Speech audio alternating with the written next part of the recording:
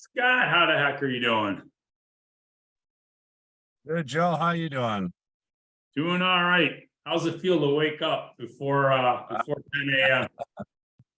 Uh-huh. Yeah, I'm up early, buddy. Uh, Had to you're get probably up, doing get in this the from in shower bed. and everything. You're still in bed, probably. Uh-huh. Actually, no, I'm sitting in the Jeep. Sitting on a cell phone Wi-Fi and all set to go. How you doing today? Doing very well. Doing very well. Nice. Yeah, man. So I was actually able to get on. My first time, I didn't need Andy to send me a link. 'Cause I registered, yeah, which was kind of Uh-huh. so. Hmm. Man, And good morning, guys. How are you? Hey, Scott, how you doing? All right, great Scots. Yes. morning, There Scott. you go. That's right. Yeah. Morning, Hmm. morning. And Scott, are you down at your brother's place? No, I'm at my father's house right now. Oh, All right. Scott, where are you at? I don't think I've seen you before. I've been probably a couple months since I've been on. I'll be honest with you. I've been traveling quite a bit. he's Yeah. around. Yeah, here and there. I'm living in Rochester. And yeah, so I'm in the Rochester area. I have a property I'm refurbishing, about to bring to market, and I just joined the group and am trying to learn as much as I can, as quick as I can. Excellent. Good. Well, you're in the right place. Hopefully we can help you a few things today. That's for sure. So, yeah. Is Andy on right now or no? Not yet. Oh, okay. Hey, good morning, gentlemen. How's everybody doing? Morning. How are you doing? Morning. Good, good. Good to see you, Joe. I don't have my camera on, but maybe I'll turn on in a bit. I'm like feeding my Who's daughter that? right I now. I'm can't doing tell that. who it is. There's no name. Is that Quinn? Oh, no, it's Mikhail. Oh, My name is not showing up. no, I didn't see it. I see a little something, a little symbol. I can't even see it. It's so tiny. Oh, Sorry. okay. As long as you're here, don't worry about All good. it.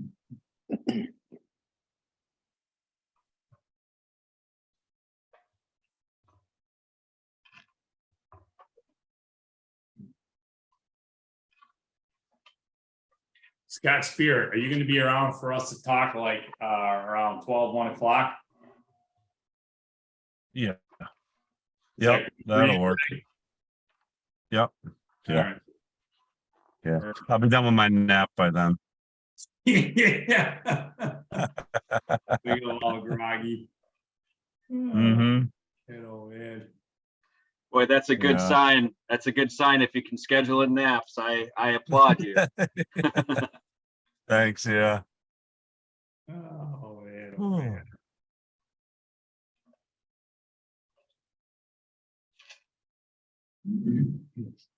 Just double checking a couple things. I'm not ignoring you guys. I'm just double checking a couple things this morning.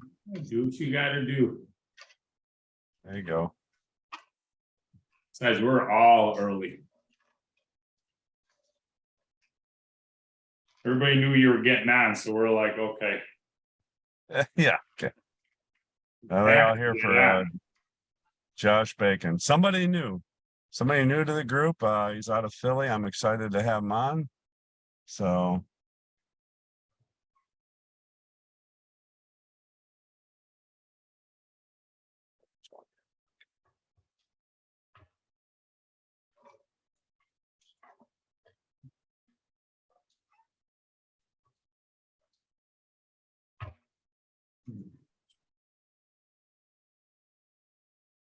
So guys, I'm throwing out a random question that just popped in my head the other night. As an investment idea, I know people revolve around universities and hospitals and things like that for rentals for nursing staff, things like that.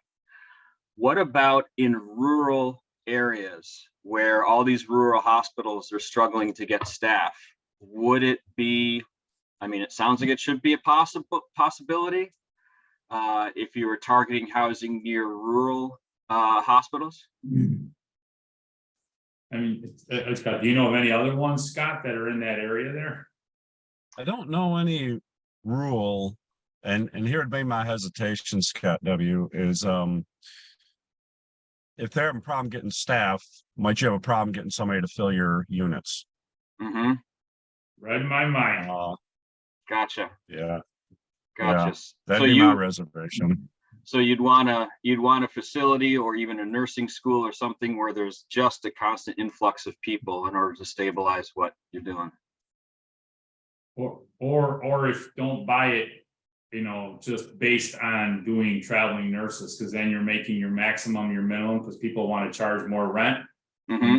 And then they pay more for the property, and then they end up getting way less than that with a regular tenant. And they're either breaking even or just barely making money, or worse, not making any money at all. I get it. Okay. All right. That's just Another my thing too, opinion. Yeah. Another thing too, Scott, I'm a full-time RVer. Been very fortunate to be RVing full-time since November of 2020. And I am seeing a lot of nursing and hospital staff that are like becoming traveling nurses who are living in RVs. Oh, wow.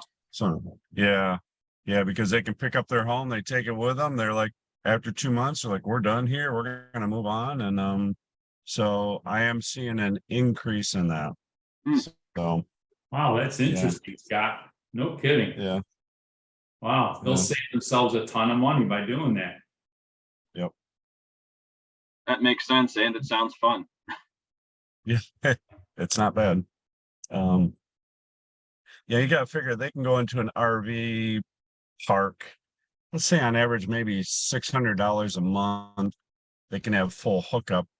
Then they have their RV with them. And if they're getting, 2-3 grand in housing allowance every month, they're just banking it then. They have a really nice RV, staying in a decent park, especially if you're doing a monthly rate. And so that's a good thing. So that would be, another thing I would look at. But I'll tell you what, in the U of R area and such, if you can find the right property there, man, I know guys in the past that have made a ton of money doing that. Yeah. So well,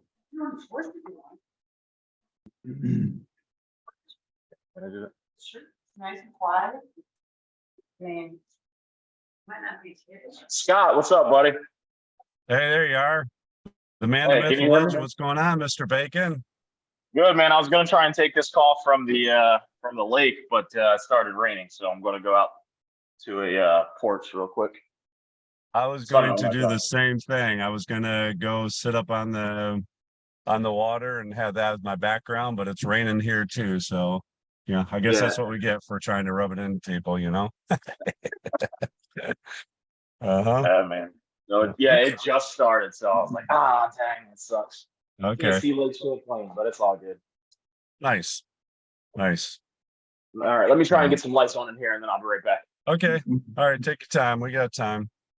Does anybody else have any other questions while we're kind of waiting to get the party started? Scott, is a good question. I hope that the answer has helped.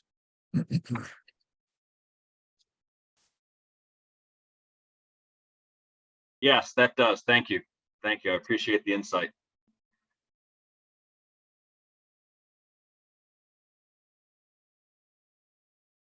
Scott Spear, where are you going after here? Where are you guys headed? After this Zoom call?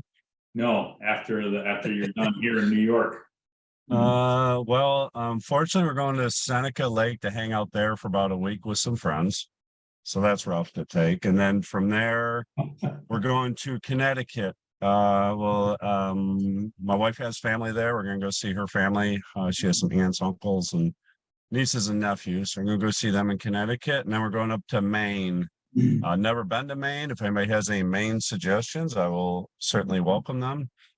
We plan to hit Bar Harbor is what people say. So we're gonna hit that, and then we're gonna go to we're gonna hit Boston. So I might need some Boston input from people, and then from there we'll start heading south before the snow flies. So after what, 50 years of living in Rochester, New York with 10 feet of snow every year on average, like, okay, I'm done. So it was one of our drivers for leaving. Wow. So, and Running up to Acadia National Park from Bar Harbor is definitely worth it. okay, cool. Thanks, man. Yeah, you got it. Appreciate that, guy.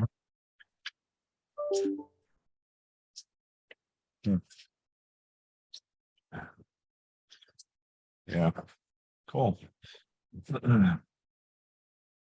Yeah, we got about 5 more minutes before the official part of this starts.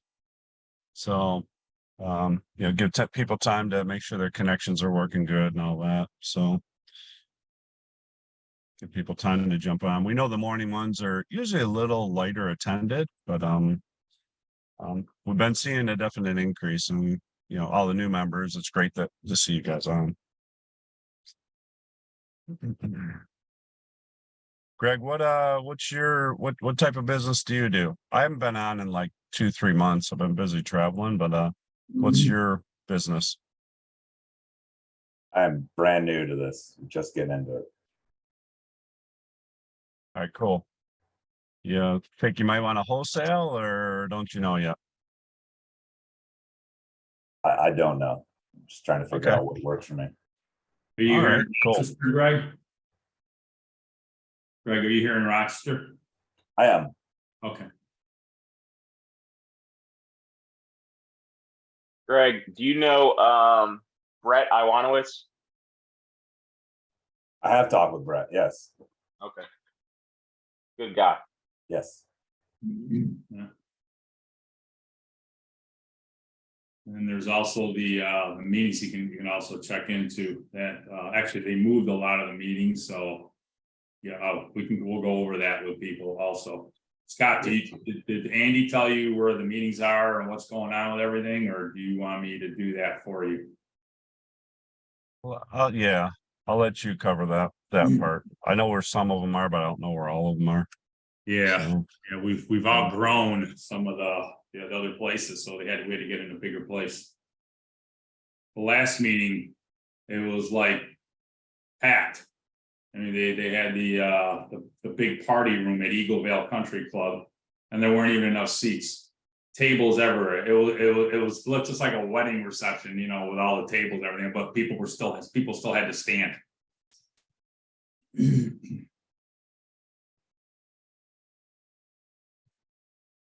and I say about Eagle Vale, last time I was there, they can expand and expand, so that's good. That'll Yeah, they grow along with us. That'll be great. yeah, they had I think it was like 90 plus seats, and there was over 120 people there.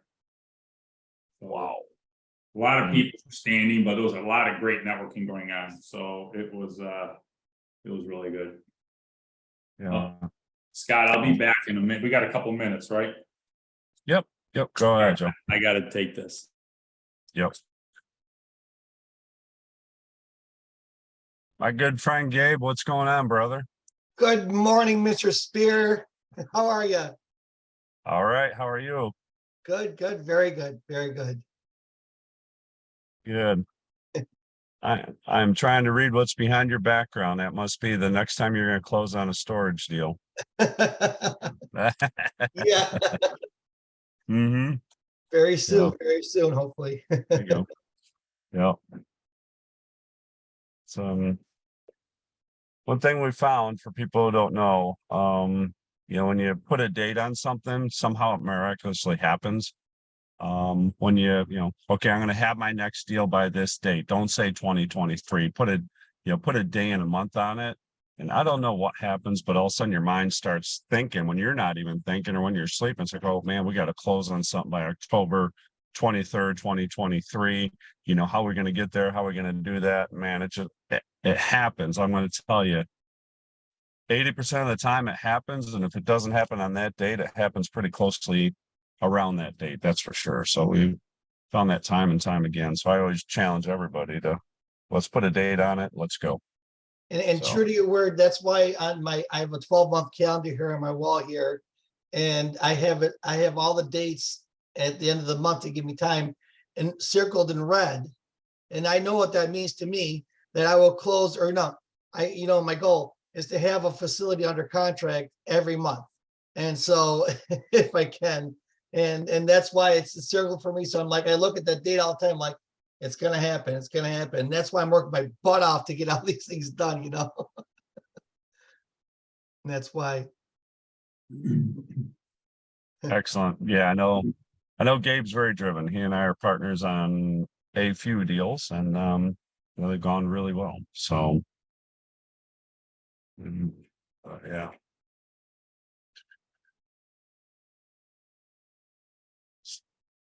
Where's Andy this morning?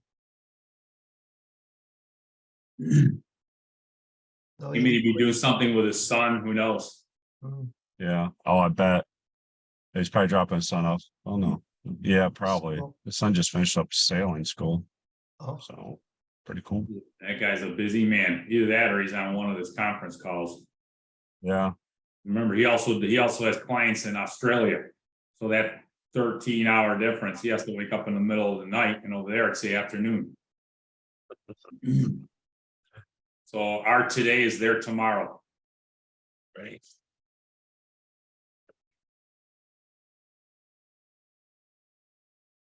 Right.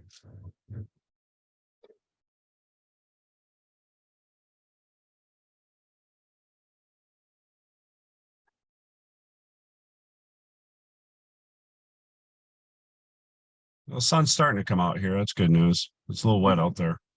So I'm actually just sitting in my Jeep.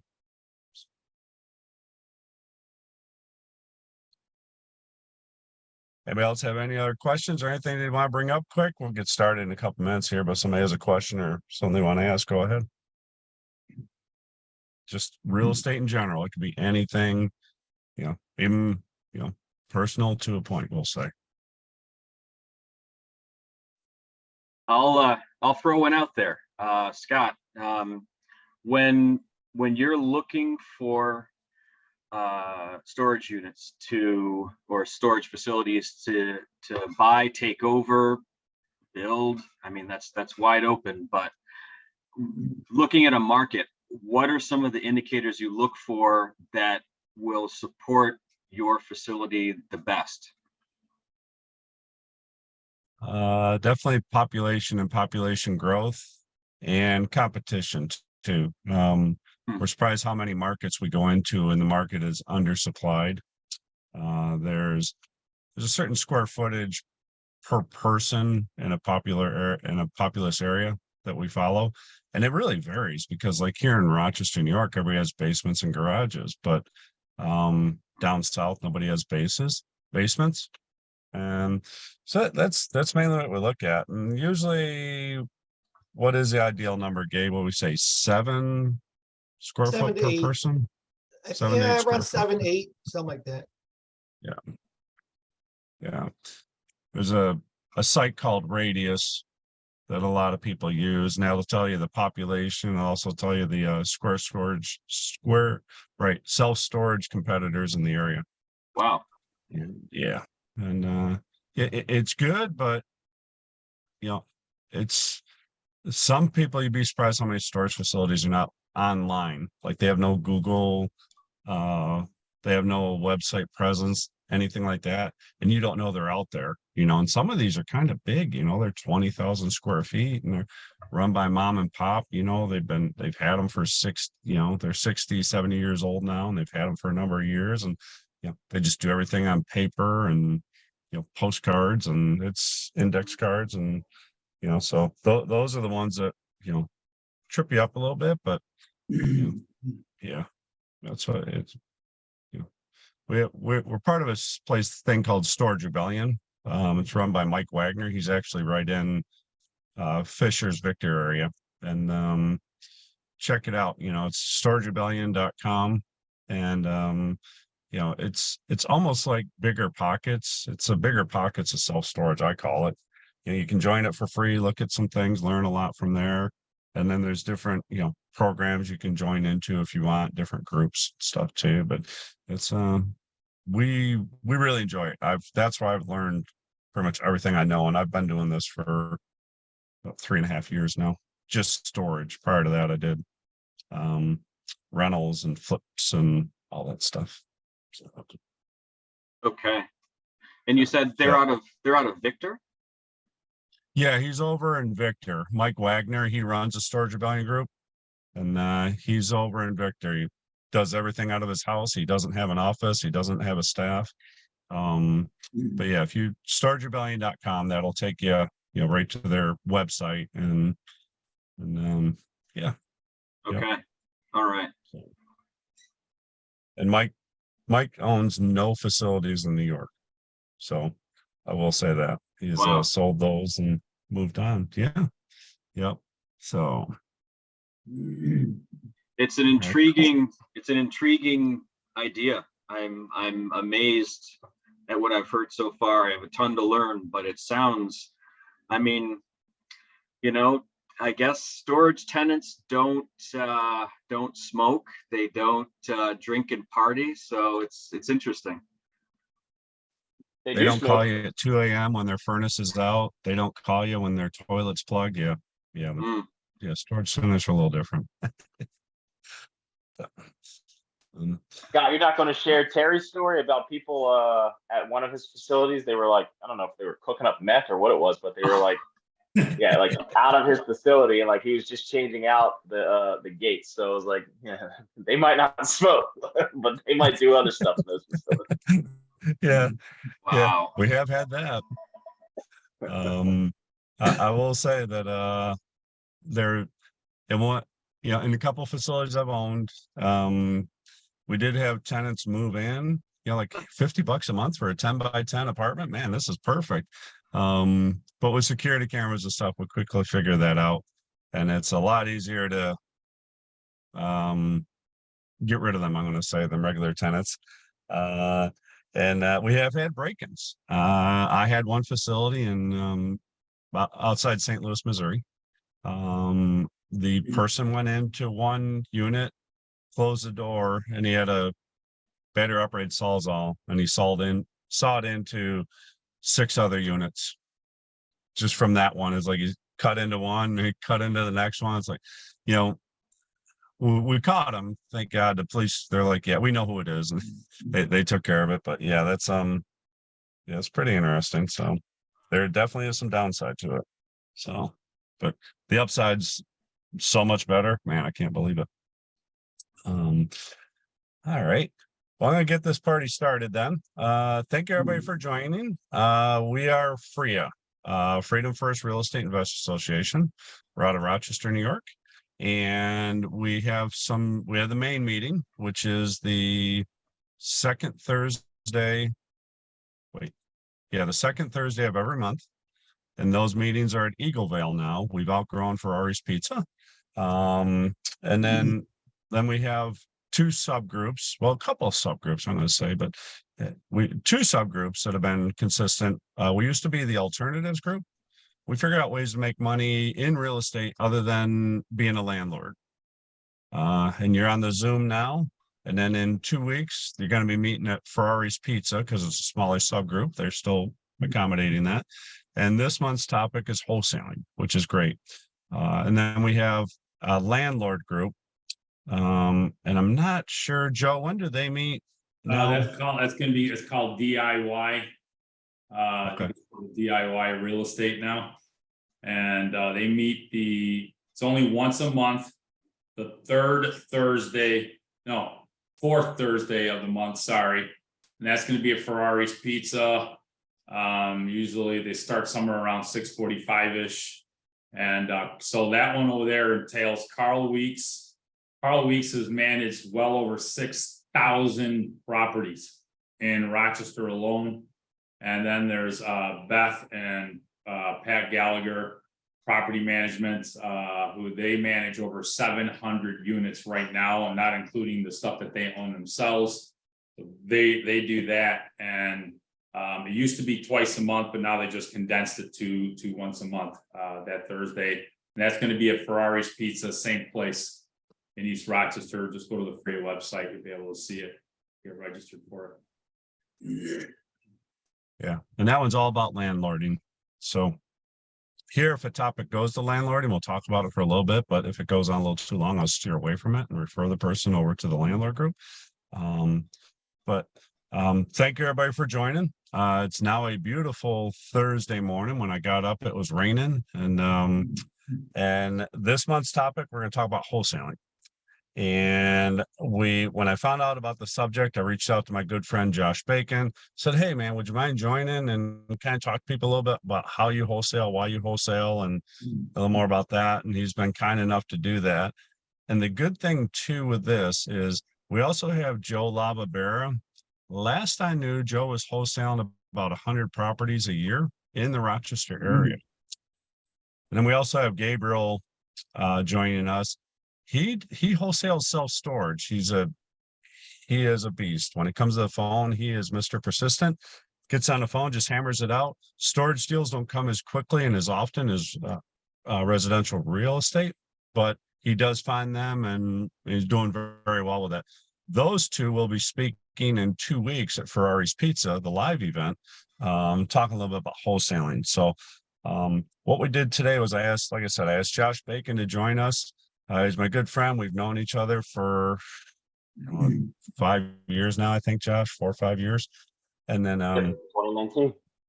yeah, and we've become really good friends. We're part of a mastermind group that meets down in Florida. We meet with about 20 other real estate investors. Well, not real estate investors, business owners, things like that. And that's how Josh and I met. And we know each other, to a very personal level too. And it's great. And the best thing about that is Josh is married. His wife is Casey. And they recently had a new addition to their family, their very first baby. So Josh is a new dad as of May 20th. Sienna Rose, they had a little baby girl, and very happy for him. And let's see, Josh is in the Philadelphia area, and he does wholesaling, and he used to work for another company. He decided to start his own and do wholesaling. He has, and Josh, correct me if I'm wrong, he has a VA that works with him, and then he has a person who handles the dispositions, so the sales of them. And Sure. with that, okay, cool. And with that, Josh has been able to, on last year, he wholesaled 10 properties, working about 20 hours a week, doesn't have a W-2. All he does is wholesale. And last year he did over $225,000 in wholesaling. And what wholesaling is, for anybody who doesn't know, you find a property at a good price, you put it under contract, you're working with a seller. And let's say, like in Rochester, you find a property like Joe Lababera for $30,000, and you can sell it right away for $40,000 to somebody else. What you do is you sell that contract. And what happens is when the property closes, you get the $10,000 wholesale fee. And then the buyer's happy because he got a good deal. The seller's happy because they sold their property. Everybody's happy, and it really works out. And wholesaling is a great way to do real estate.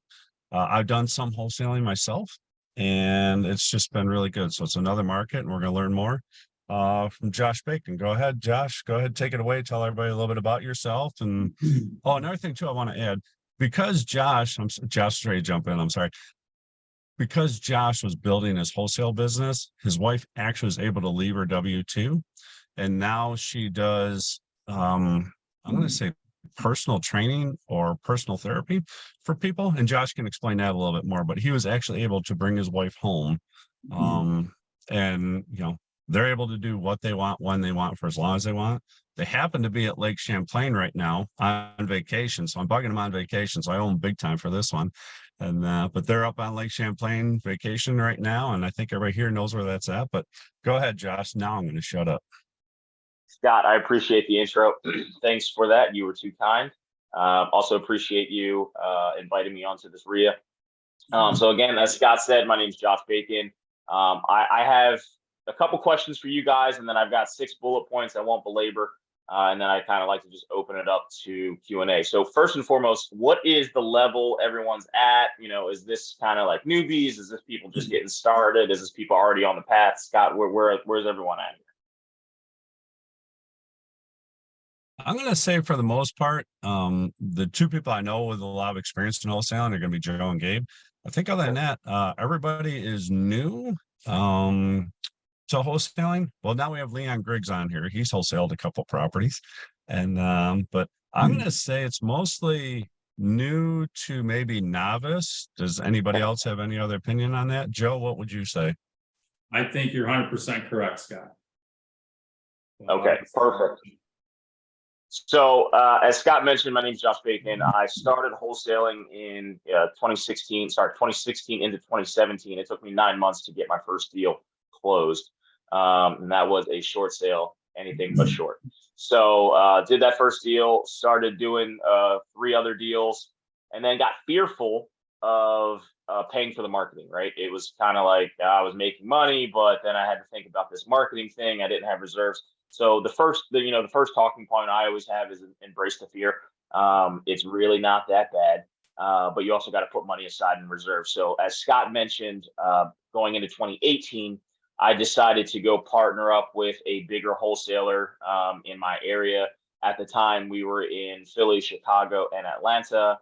We were doing over 350 deals a year, and I was burned out within a year and a half. My wife and I went on vacation in California. I was just on the phone in Podio all day. And she was like, hey, the next time we travel, you are not allowed to bring your phone because this was a nightmare. So that's how I ended up meeting Scott. I went to a Life and Air event, then joined Ascend, and started changing things in my business. So I've changed from, running and gunning to more of a laid back kind of wholesaling approach. As Scott mentioned, I'm more or less 10 to 12 deals a year. My target, I'm looking for deals that I can make 20K or more. Anything less than that, it's kind of a pain in the butt. And I'll explain why I try and shoot for a higher spread anyway, because they're easier to sell. 2, you've got enough room on them. Things pop up, sellers can't get out. You got to evict tenants, got to get cash for keys, whatever. It gives you enough meat on the bone to account for that. So that's kind of where I'm at on the first talking point. So always embrace the fear. The second thing would be marketing. I see a lot of people, and I think gentleman Greg, I had asked you if you know Brett. That's actually one of the buddies that maybe 2 years ago, he asked me to help him out. And that was the thing that I saw. He had too many marketing channels going at one time. I always see that with new people. They try to pick, I want to do direct mail. I want to do SEO. I want to do, text messaging. And then they run out of money in 2.5 months. So my thing is pick one marketing channel that works for you. And I can even talk to that as somebody a little further down the road. My bread and butter is direct mail. So I send a 4.25 by 5.25, or sorry, 4.25 by 6.25 postcard. It's typically in black and white. It's got a bunch of Dan Kennedy style writing on it. And that's my go-to mail piece.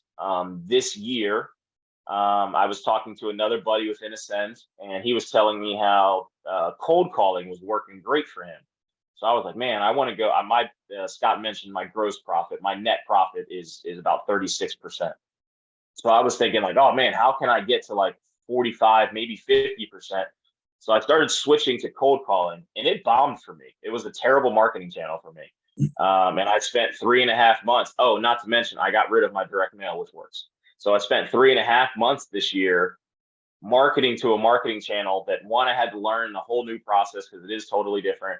2, it wasn't as cost effective because we only got one deal out of it, and I spent like $8,000 trying to get that marketing channel up and running. So I always say pick one marketing channel, get efficient at it, and then you can start to layer other things on. So for me, my 2 marketing channels that I operate in are direct mail and text messaging. I'll probably never get rid of text messaging until it becomes completely illegal.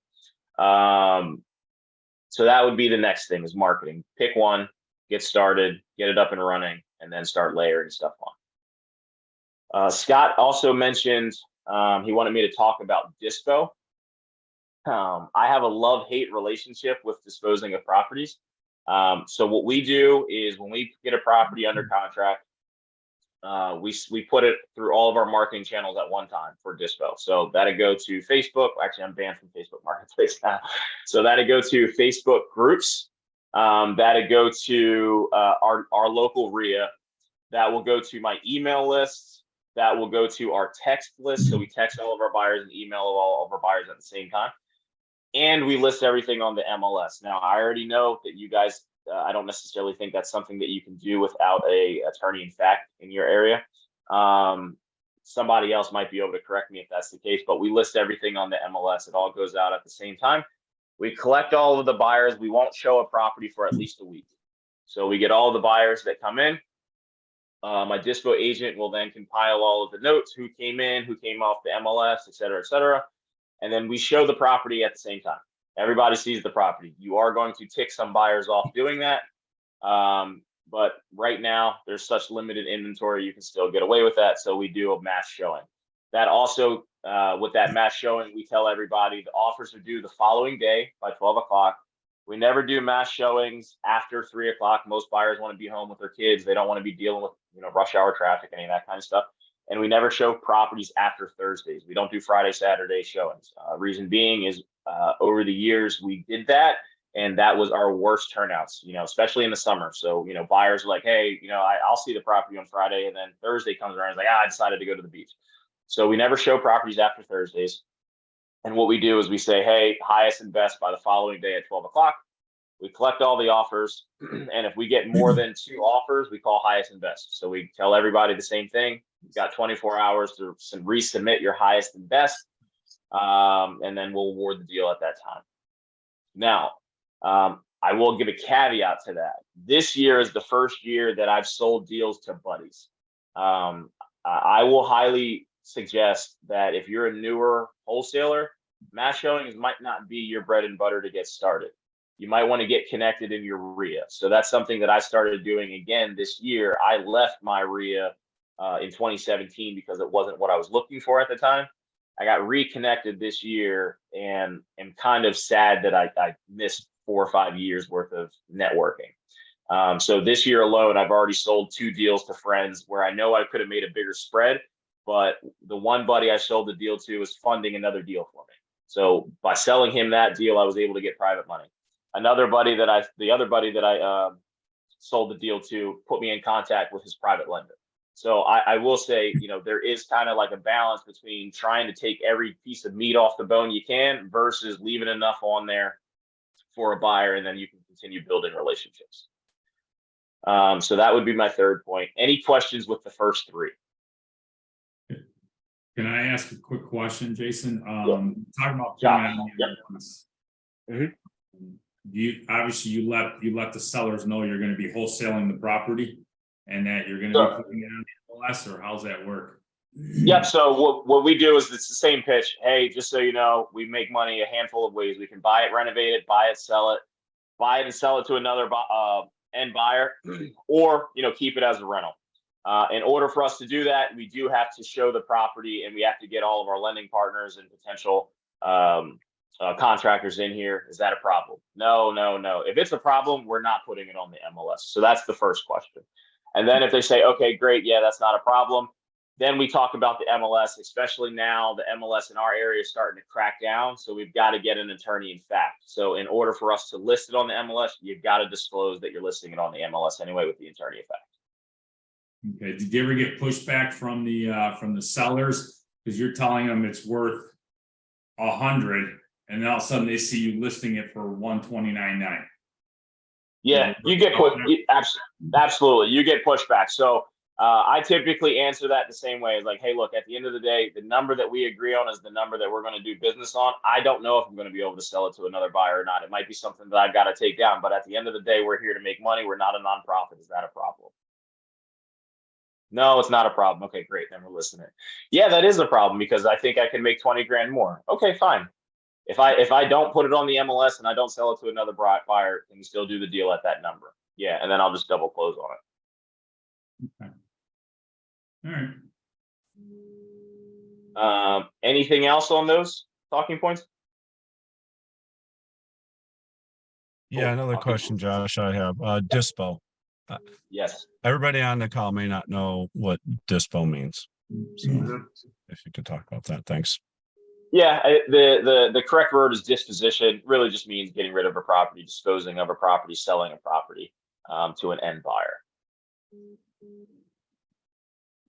Okay, cool. So you have somebody else take care of the selling of it. Sometimes you handle it, but you have somebody who works for you whose their job is to dispose or sell any of the properties you have then?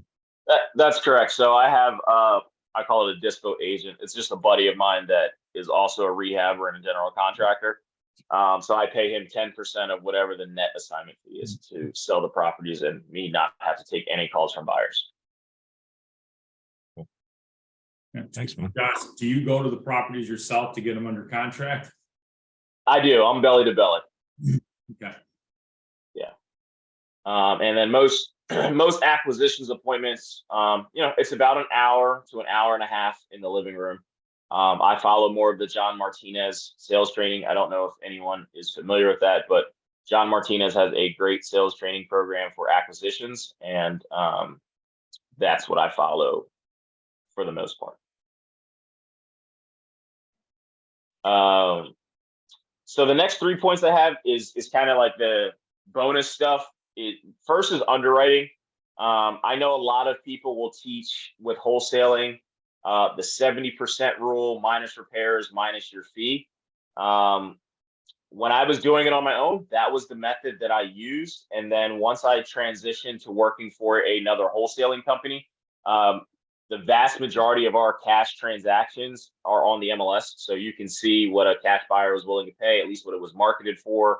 And then what we do is we just go look on the MLS. So I guess a big point there would be have MLS access, get it some way if you can. We use Bright in Philadelphia. So what we do is we look at what's the cash as is value, and then we just subtract out our fee from there. Some things that you will have to note, pick up on is wholesalers in our market particularly will play with the numbers, right? So they'll have it listed at like $99,000, for example. You see that it was listed in days on market was like 9 days. And it kind of sold somewhere in that ballpark. But then when you see that it finally settled, you'll see that it settled at like $55,000. Usually what we will do in our area is we put what we have it under contract for as the final sale price, because technically the wholesale fee is not a part of the purchase price. It's not what's showing up on the deed, all that kind of jazz. So for underwriting, I would say get MLS access. The reason I say that is because you can see the cash value prices. I know people will say PropStream. I personally have had a love-hate relationship with PropStream because the data is not the most accurate. So, and the reason I say the cash versus 70% rule is because you're leaving money on the table if you're just using 70% minus repairs, minus fee. Not every single buyer in your market buys by that criteria. Like I have one buyer that's a really good buyer in my market. He owns a cement company, for example, that I think they make like $5 million a year. He buys everything cash, doesn't care about ARVs, doesn't care about any of that stuff. The only thing he cares about is what's the cash on cash return. As long as he can get 7 to 8%, he buys it. So, that was kind of an eye opener for me, was not every buyer has the same buying criteria. So the more eyes, the bigger your buyer's list is, the more opportunities you can see, the more opportunities you can make to get a wholesale fee. The next piece of information I have is have reserves. That was my biggest lesson when I got started. I was wholesaling to get out of debt, honestly, and to marry my wife. So I had to figure out paying for a wedding, paying off credit card debt. And at that time, I was like, hey, every deal I got, I paid down debt. And then once I paid down all the debt, it was like, all right, cool, let's prepare for the wedding. And I started putting money towards the wedding. Totally forgot I'm trying to run a business. So one of the things that I started doing when I first got started is 50% of every deal. I'm talking about when I got started after I left my previous wholesaling company. 50% of every deal went to marketing. And then somebody within our mastermind put me onto a book called Profit First. I think that is a phenomenal book on breaking down how you separate your wholesale fees. So for me, that spread, so any deal I get in, 30% goes to my marketing account, 25% to my profit account, 20% to pay myself, 10% for, overhead, paying my VA, that kind of stuff, and then 15% to taxes. That has been a game changer for me. There's going to be months where, especially if you're like staying kind of small, there's going to be months where you don't do a deal. And you definitely want to have money to continue to pay yourself, continue to get your business running, keep your business running. And then obviously you don't want to get a fat tax bill at the end of the year, not be prepared for that. And then the last talking point I have is focus on your lane. I kind of went into detail about how I tried to do something that worked for somebody else. And it wasn't a great fit for me. It's not that it doesn't work. I just hated those kinds of leads. I hated that I had to continuously follow up on cold calling leads, and instead of my direct mail leads, a lead comes in and I can set an appointment within that 2 to 3 days that it came in. Cold calling was like the lead came in and it took me like a month just to get them on the phone, calling them every day. I didn't like that. It's operationally heavy on my business. If I had an acquisitions person or something, okay, maybe I appreciate cold calling more. But if it's just me, I care more about traveling, spending time with my wife. I don't want to be stuck at my computer all day. So that would be my last talking point. Avoid the shiny objects, focus on your lane and what you're trying to accomplish. And then from there, it makes things a little bit easier. And that's it. That's all I got. So at this point, I really would just prefer to open it up for Q&A and answer whatever questions you guys may have.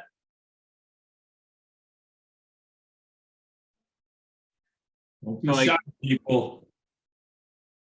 Actually, What'd you Josh, say? I'm sorry, guys. Can I go ahead? Yes. Yeah. Josh, I have a question, and I just wanted to get your opinion on this. And Joe and I, we talked about this yesterday. So, Joe, not stepping on your toes. I just want to get his opinion of our conversation. Not stepping on anybody's toes. Ask away. That's what this is for. I know. But when you have in your wholesale business and stuff, and when you have a buyer and your buyer is ready to buy, the end buyer, I should say, right? And I'd like to know, in your opinion, what steps or systems do you have in place, if any, to get the buyer to cross the finish line? And let me be a little bit more specific, if I may, is what steps do you have in place to have the buyer, if need be in contact with the seller or the real estate agent, whoever it may be, or whoever the parties are that are in place, to be in contact all the time instead of having you do it all by yourself? Because quite a few times I'm running into the issue where the seller or the buyer, I'll give you an example. I mean, we're in an issue right now where the property owner in Texas in one of my properties has called me saying, "What's going on? I'm in the dark." I'm like, what do you mean? I thought the buyer was supposed to be in touch with you and in contact with you and all this stuff. He's like, "No, he just came once and that's it." So we smooth things over, which is great. But from here on forward, I'd like to know what you think I should do, or what you do, if this makes sense at all, to have things in place to make sure everyone's moving along and doing what they're supposed to do to get to the closing table and have a nice day, instead of me following up with, which I have no problem following up. I'm just seeing if there's anything else you can share, if that makes sense. I think you hit the nail on the head on the first question. It sounds like an operational thing. So to me, I mean, that's a little bit more advanced. To me, that's transaction coordination. That's not necessarily like the wholesale stuff. I personally never put buyers and sellers in contact with each other. I understand you guys may be a lawyer state. So we're a title state here. But I never want my buyers talking to my sellers ever. And then the other part of that is I'm trying to think about the most graceful way to say this. Have better buyers, or have a backup buyer would be my thing, right? So like, there's a buddy of mine here that says it all the time. He says buyers come a dime a dozen. I think that's also because he's used to an up market. I personally believe, if a buyer is going to be difficult, they're probably not a great buyer I want to do business with. So that would be my couple thoughts there, right? Is, transaction coordination, I probably would want to control that. I'm also a control freak, so I wouldn't want my buyer being the one responsible communicating with my seller, because at the end of the day, you're providing the service to the seller. So I want to make sure that I'm the one doing that. And then two is I always want to have backup buyers, because that happens, right? Buyers back out of deals, like all that kind of stuff. So I want to be able to have a buyer in place ready to go if that buyer backs out, that I know I can sell that deal to. So yeah, I don't know if that is on the same lines of what you and Joe were talking about, but that would be my takeaways there. Yeah, I know like for me, what we'll do is, I don't know if, because Josh, how long does it take for you, for us, an average close is around 30+ days on the residential side. Obviously, when it comes to what Gabe and Scott's are doing, that's way longer. Sometimes it's 60, 90 days. But what's an average closing for you guys? Because you guys are a title state. Yep, 36 days. Oh, And 30. that's contract with the seller to close with the buyer. Yeah. Contract to close from buyer to, seeing the property to closing is probably like 2 weeks. Okay, so you're about 2 weeks. Well, yeah, but the full thing, but everything takes. Full 30 thing is 36 days. And that's I probably should talk about what kind of marketing I do. So all of my marketing is primarily to inherited sellers, right?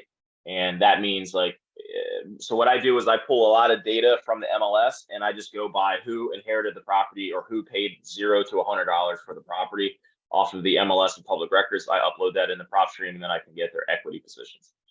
Okay. Those transactions are hairy, right? They didn't have a will. They did dollar deeded the property and never had grandma's death certificate, anything like that. So like we've got to work through a lot of those title issues, but on average it's 36 days to close. Okay. Yeah, so you're about the same as us then. Yeah. Yeah, you're about that. Like for me, I'm constantly, I was telling Gabe, I'm constantly making sure I'm sending emails out between the attorneys and everything else, because it's our paycheck at the end of the day.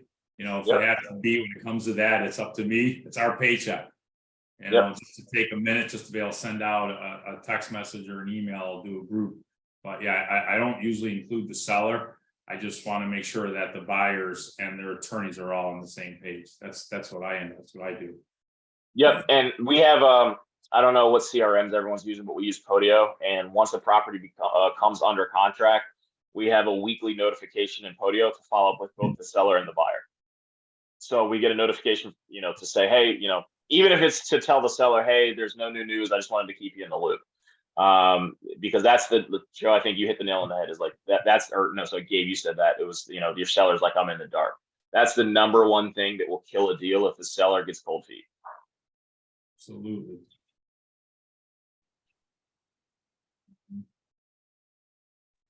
Hey, Any other questions?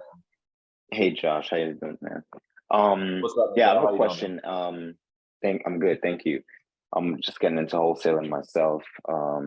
Pretty new. I think I've been at it about 3 or 4 months now. I haven't I haven't closed any deals yet, but I did get a couple properties under contract. The lawyer I was working with, sorry, my daughter's freaking out. The lawyer I was working with, he killed the deals, and luckily he did, because they were the contract verbiage just wasn't in my favor. So I was very grateful for him for doing that.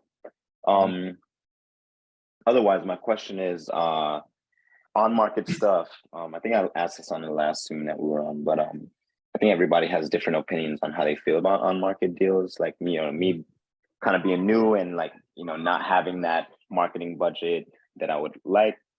I'm seeing a lot of stuff, especially in the Rochester market. I'm in Florida myself, but I'm focusing on the Rochester market.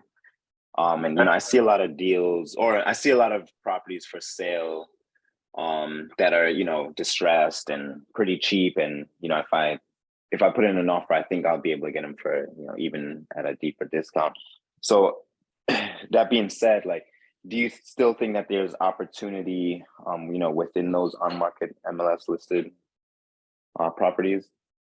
I don't think you're going to love my answer. I've never done a deal on market personally. I've only done off market stuff. Gotcha. So I don't necessarily know I'm going to be the best person to answer that question for you. I will say that what I know from talking to Brett about Rochester seems like it's the #1 virtual wholesale market in the country right now. It seems like there's a ton of people that are doing virtual deals or trying to do virtual deals there. Honestly, man, for anyone getting started, I know this is not the answer that a lot of people love to hear, but I can only speak to the experiences that I had. So for me, I did wholesaling on my own. It was fine. I personally think that like what scaled and grew my knowledge base was becoming an acquisition manager for another wholesaler. Because I was able to do 5 years worth of deals in a year. And the reason I say that is we were spending $60,000 a month on direct mail, another $30,000 a month on Google AdWords, and then we were doing TV ads and radio at the same time. So we were getting, I mean, I was getting pounded with leads, so that's why I was so busy. But I learned a ton. So like I always tell people, especially if you're new and you don't have any money, like go work for somebody else that's doing the business. Now, with that being said, don't be a jerk about it. Like tell them like, hey, look, I want to get this business going, but I'm struggling. I'd love to come work for you. Pay me whatever you think. I'll give you the best effort for 2 years, but at some point I may want to leave and I won't stay in that market. I'll go work in a different market. And I just think be honest up front and go work for somebody, learn a ton, and then, it'll make life easier. But to answer your question, I don't like on market deals at all, but there might be other people here that say, hey, it's the best thing since sliced bread. So Right, got you. Definitely appreciate that. Yep. Anybody else? So I guess my question would be, from the actual buyer's perspective, because I'm here to learn, both sides of the table basically, but I will most likely be working as a buyer. You mentioned about having a backup buyer. And if I were dealing with wholesalers either in my market or outside of this market, how would you approach to be a backup buyer? Like if there was a deal that you really wanted and you put your best in, actually that's probably mutually exclusive if you put your best in and then you're asking to be on a best buyers list, but how would you approach that just generally? Yeah, so if I'm understanding your question correctly, it's how do I become a good buyer for a wholesaler? Yes. Okay. So that's a two-pronged question, right? Because as a wholesaler, you're trying to make as much as you can on each deal, right? But at the same time, you also want to make sure that deal goes to the settlement table and you're not selling to a newbie that's never done a deal before, right? Those are usually the people that pay the most money. So being a good buyer, in my opinion, it's being honest and being easy to deal with. That's really what it comes down to. But also, what I notice a lot is, like, for example, I'll put a wholesale deal out that I know is overpriced. I'm not putting it out because I'm trying to get like a crazy number. I'm putting it out to see who's crazy enough to email me back and say they want that deal, right? Because that's somebody that I'm like, okay, maybe you're not buying the 70% rule. So like I usually will swing for the fence on the first time I send that email out. A week could go by and then I'll do a price drop, but I won't say price drop, price reduction. I'll just send the same exact email at a lower price, right? So what I would say is if you want to be a good buyer, my best buyers respond to every email and they say, hey, Josh, that's probably too high, but I still want to see the property. And what I noticed a lot is, especially when I started getting back into my RIA, everyone's like, oh, everything's overpriced. But like, there's a lot of times that I'll price stuff. I might only have 2 people reach out and there's not a bidding war, right? And the buyer that reached out first is usually the one that got that deal. So always reach out, always make an offer at your number, obviously. And then, just be easy to deal with. And that's usually how you become a top buyer for me. Like, and then a lot of times what happened is, somebody might've made an offer that they thought they could perform. And then a week before settlement, they're like, hey, Josh, I got to back out. I'm like, cool, we'll keep that deposit. And then we'll just put another buyer in place. And then that's when I'll call somebody like you and be like, hey, Scott, I worked with you in the past. I got this property. You want it? Okay, that makes sense. Being consistent, communication, keeping yourself on the radar, be ready to move when it's time to move. And I get it. Okay. Yeah. And just be flexible, man. Like there's some buyers that are like, hey, I'm not paying your transfer tax. I'm not paying your closing costs, blah, blah, blah, blah. Like, okay, well, I'm probably not going to work with you that often.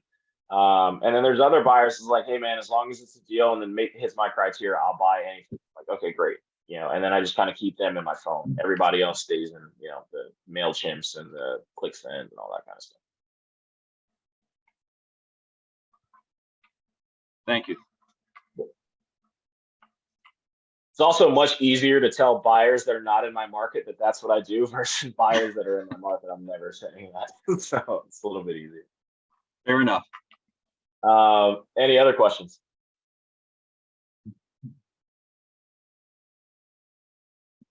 Josh, have you ever run into a situation where, let's just say you have something, you know, let's just say you have a new buyer and then you've got a property that's really needs, you know, not for the faint of heart. Have you ever had, as much as they were excited to get the deal, have you ever had the conversation say, this may not be for you?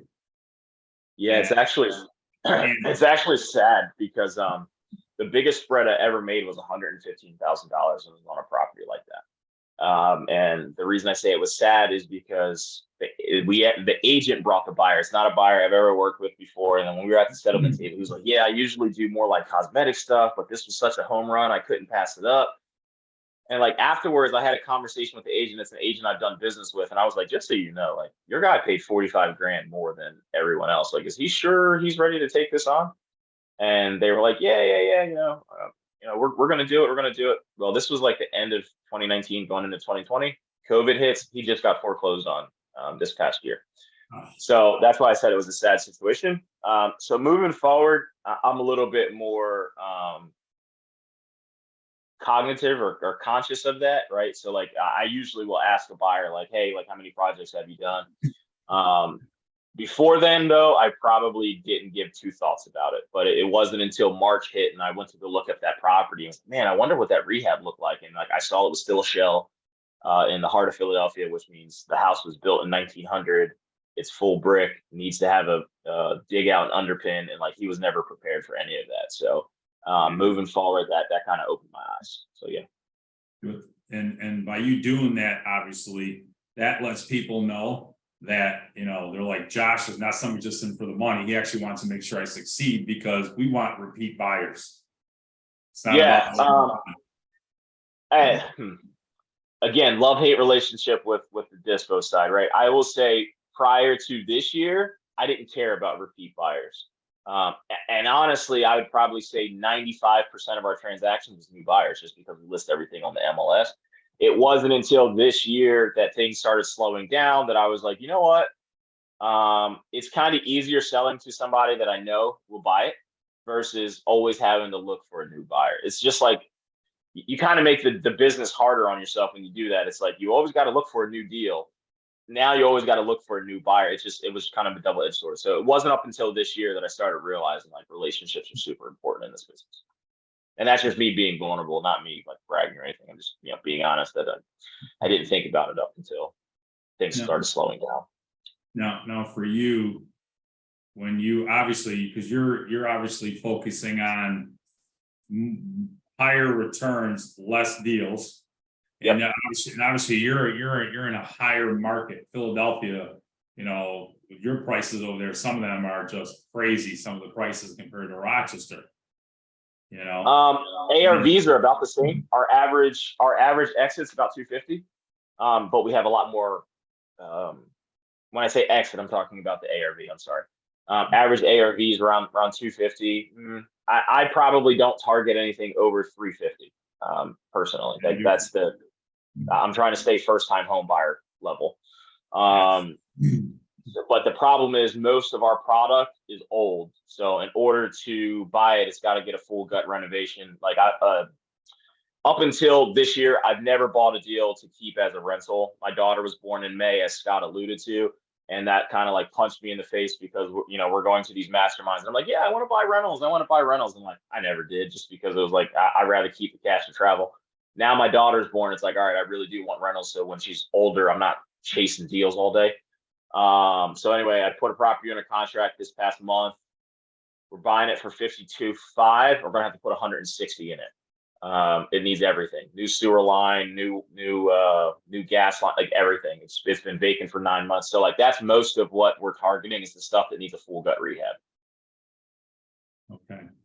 And so like most purchase prices, For example, if I were to sell that one, which I probably could, the lowest price that I see in that neighborhood is 125, and I bought it for 52.5. So that would be a good spread. The house that I just sold last Friday, I bought that for 35. We sold it for 55, and that was one that I sold to a buddy. I probably could have sold that for 65. The ARV on that's probably 140, maybe 150. Okay. So we're targeting, again, we're targeting more of the stuff that's inherited. And the reason I target inherited is they never paid for it. So they never understand the pain that it took to get a down payment, maintain the property, pay the taxes. So like there's not that emotional attachment to it like there is when you're talking to a homeowner or occupant. So yeah, I don't know, I can be completely off base, but from conversations with Brett, it sounds like our inventory product's about the same. Yeah, I mean, Rochester, it really varies sometimes. There, you know, you got, you know, $50,000 houses, $100,000 houses, then you have up in the suburbs, 150,000, 200, 300, depending where it is. But, you know, obviously you're focusing more on the owner ox in that price range. You know, it's some people that focus on if they want to scale it up here. Rochester, we're like a dot compared to Philadelphia. Right. Sometimes I tell people, you know, figure out which area you want to go into, and then, you know, because sometimes, you know, it can be slim pickings. And you know, then all of a sudden you'll get deals some people don't want to deal with. So it kind of varies, you know. So like for me, I'll run the gamut. Some of the other wholesalers will run the gamut too. You know, they'll do the lower end and the higher end. You know, obviously it just depends on what you're looking to do and how much stress you want to put up with, and then what's it going to be worth, how much is worth your time. Right. And I think, Joe, I actually have a question for you because I think Scott said you do 100+ deals a year. For you, I guess you have acquisitions people at 100+ deals a year, yeah? You're looking at them. Really? That is ballsy. That's awesome. It's a little nutty. I don't recommend it, but you know, we also have VAs. Yeah. You know, plus we also scale it to the point where we have a ton of other marketing that goes on. So my main thing is that I don't want to be the hunter. I want to be the catcher. That's when you scale your business, because instead of me out there looking for it, you want them coming to you. And that was going to be my question. At 100 deals, what's your primary marketing channel? We do, you know, I've been doing this a long time. You know, sometimes it varies. Like last year was a little bit slower. Obviously, this year has been a little bit slower, but we're also transitioning too, because we also buy and hold, because we also get the cherry pick, and we're also doing commercial. So I am saying no more than I was before, a lot. But you know, we're finding that, you know, getting the referrals is fantastic, because you know, and you know, and I tell people, a professional marketer first, my byproduct is real estate. Because my whole goal is that, and I tell everybody, when I wake up in the morning, most investors, their mentality is, I got to find a house, I got to find a house, I got to find a house. My mentality is, how do I let as many people as possible know that I want to buy their house? I want to be the catcher, not the hunter. I want to fish with a net, not with a pole. Okay, so it gives me choice. So that's why, you know, we're still doing the VAs, you know, but the best marketing you'll get are referrals. You know, personal referrals. Hey, listen, I heard about you, or has this person told me to call you? So you already have that. You know, that little bit of a warm market referral. So at least that way they're not as guarded. You're not going in as the guy trying to, you know, get them to buy their house for free, and you're going to make, you know, they see the shows where you're going to make $200,000 profit on their back. You know, that's what they're thinking. You know, so that's my main thing. You know, everybody's a little bit different as far as for marketing. My main thing, though, no matter what, is marketing first. That's my main focus. Yeah, I think that's the major takeaway, especially for anyone new. You're not running a real estate business; you're running a marketing and sales business, and that's a big mindset shift. Absolutely. I mean, there's a lot of, because people know me, I barely know how to use a computer. So my main thing is like, okay, I just got to get my name out there and then make yourself valuable enough that when you call, people will drop whatever is in their hands to answer your phone call. Cause you know, if you don't answer, I used to send people out, Scott will tell you, just to piss them off. I sent them, if they didn't answer the phone, I sent them a text in big letters, capital letters saying next with exclamation points behind it, just to get that. I like that. Oh, you I know, like that. yeah, so just to let them know, you know, but they, you know. He's but you not gotta be kidding. careful He- about doing that. He would call me. I would be with our real estate attorney that we both use. And like, I will call you right back. And I would call him back and he honestly would tell me like, dude, I'm sorry. I had to call the next person on the list and I sold it to them. I mean, that pissed me off more times, and I'm like, oh God. So now when he calls, I'm like, oh, I'm with my wife. I'm like, I better not answer this call because she'll kill me, but then this could be a deal. So the struggle's real. We'll just say that, but no. Joe is completely honest, and that's the thing. You build, anybody new into this, you build your buyers list, and Joe just runs down his list. And honestly, it's next, and I know the next person he calls is probably gonna buy that thing, and that's the sense of urgency that you have to have. The way that Joe does it is just like, hey, I know Leslie's calling me. He's got a deal. I gotta answer the phone call. Gabe's my number one thing, man. It's like when Gabe calls, I'm like, oh, here we go. Okay, Gabe's got a deal. We gotta answer the call. We gotta hammer this thing down. But that's a thing, man. Just people need to understand you got a deal, and guess what? I gotta sell it to the next person because Joe has to move that thing right away. And I understand that fully. And I respect that. I never got mad at him for doing it. It's just, that's the way it is. And that's what you have to do when you're wholesaling is just, give people that sense of urgency. It's, and build your buyers list. So. And to add on to that also, and Jason, I don't know if you've had this conversation with people. A lot of people, especially in wholesaling, when they get involved in wholesaling, they stay stuck. I gotta build a buyer's list. I gotta build a buyer's list. So the last yeah, well, yeah, I tell them to go find a deal. But the crazy thing about it is that I had a guy tell me that at the last RIA meeting, there was 120 people there. And he goes, well, I'm trying to build my buyer's list. I go, first of all, and I can say this because, here we're personal. That's what I love about this group. I said, that's bull crap. I go, turn around. I go, there's 120 people here. I promise you, there's people who want to buy here. So that excuse is done. I go, find a deal and they'll have footprints all over you to get to that deal. Find the deal. Screw finding the buyer's list because they will find you, especially in this market. And you're at a RIA group with 120 people. I think you could find, I don't know, let's just say 90% of them don't want to buy. You'll be able to find at least 12 people who will buy. Okay. I know you'll be able to find more than that. Yeah, getting involved in your local network is huge.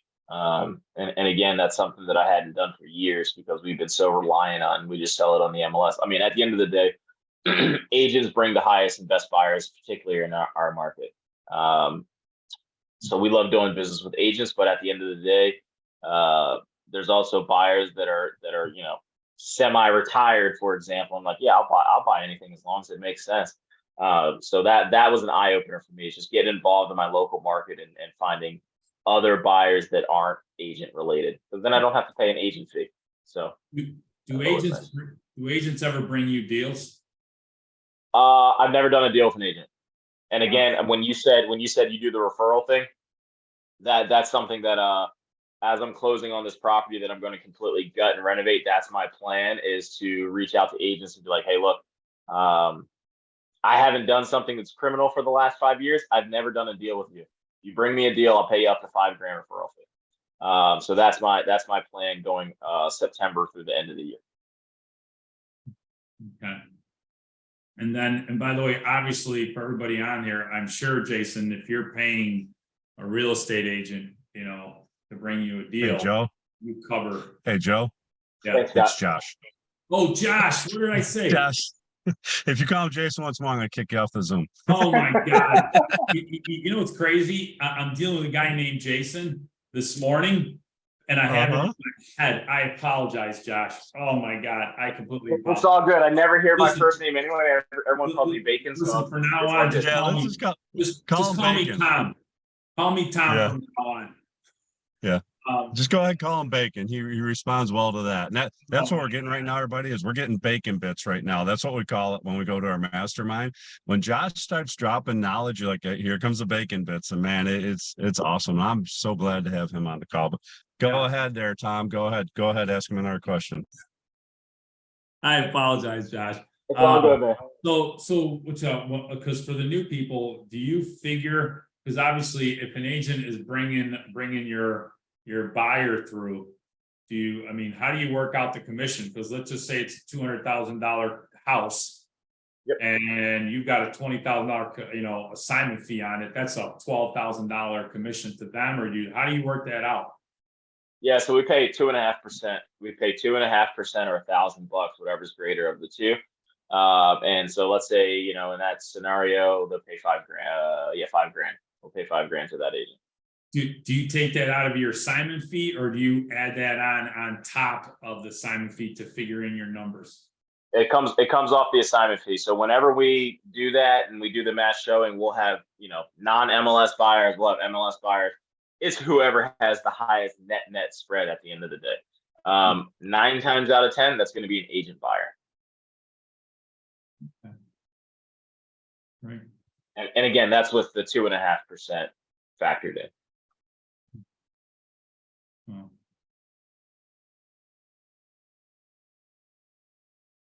And by the way, I don't want to be the only one asking questions.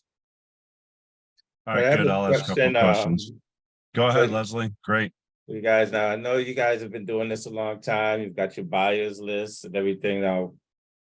For someone that wants to get into it, I missed the very beginning part because I had a phone call. I don't know if you addressed this or not, but what happens if you do not find a buyer?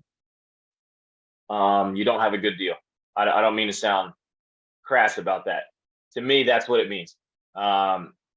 Any good deal, you will find a buyer. Joe mentioned it before. If you go to your buyers list, and you're going to see me walking, so I'm just grabbing my laptop charger. But if you go and check your buyers list for a deal and no one's willing to buy it, it means it's overpriced.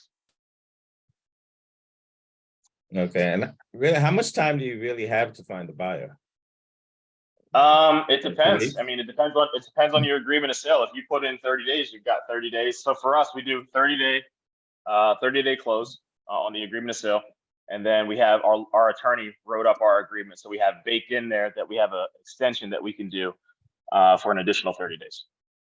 But again, if it takes you that long to find a buyer, it's not a buyer problem, it's a deal problem. Okay, has that ever happened that you ended up not finding a buyer? Yeah. And then we tried to go back to the seller. It depends. So we've had success going back to the seller and renegotiating. And then we have other times where the seller's like, well, screw you, I'll find somebody else that will do it. And then we owe them the $500 deposit that we put down. Okay, all right. So I will say this, because I know I'm kind of like straight to the point on your question there, and that wasn't my intent. I was walking. So when you first get started, buyer's list isn't important. Finding a deal is the most important. And once you find some deals and you do some good deals, the money and the buyers will find you.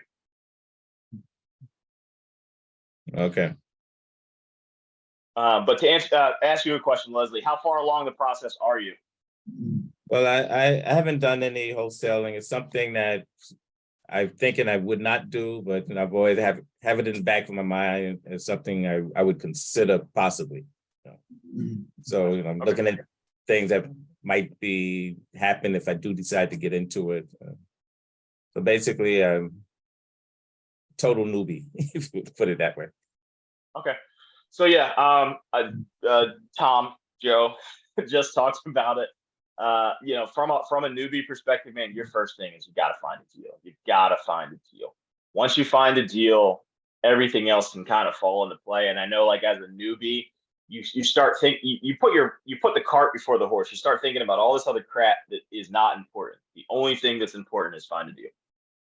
And like, however you can get one, get it, and then you can start adding in that other stuff later. Okay. All right, thanks.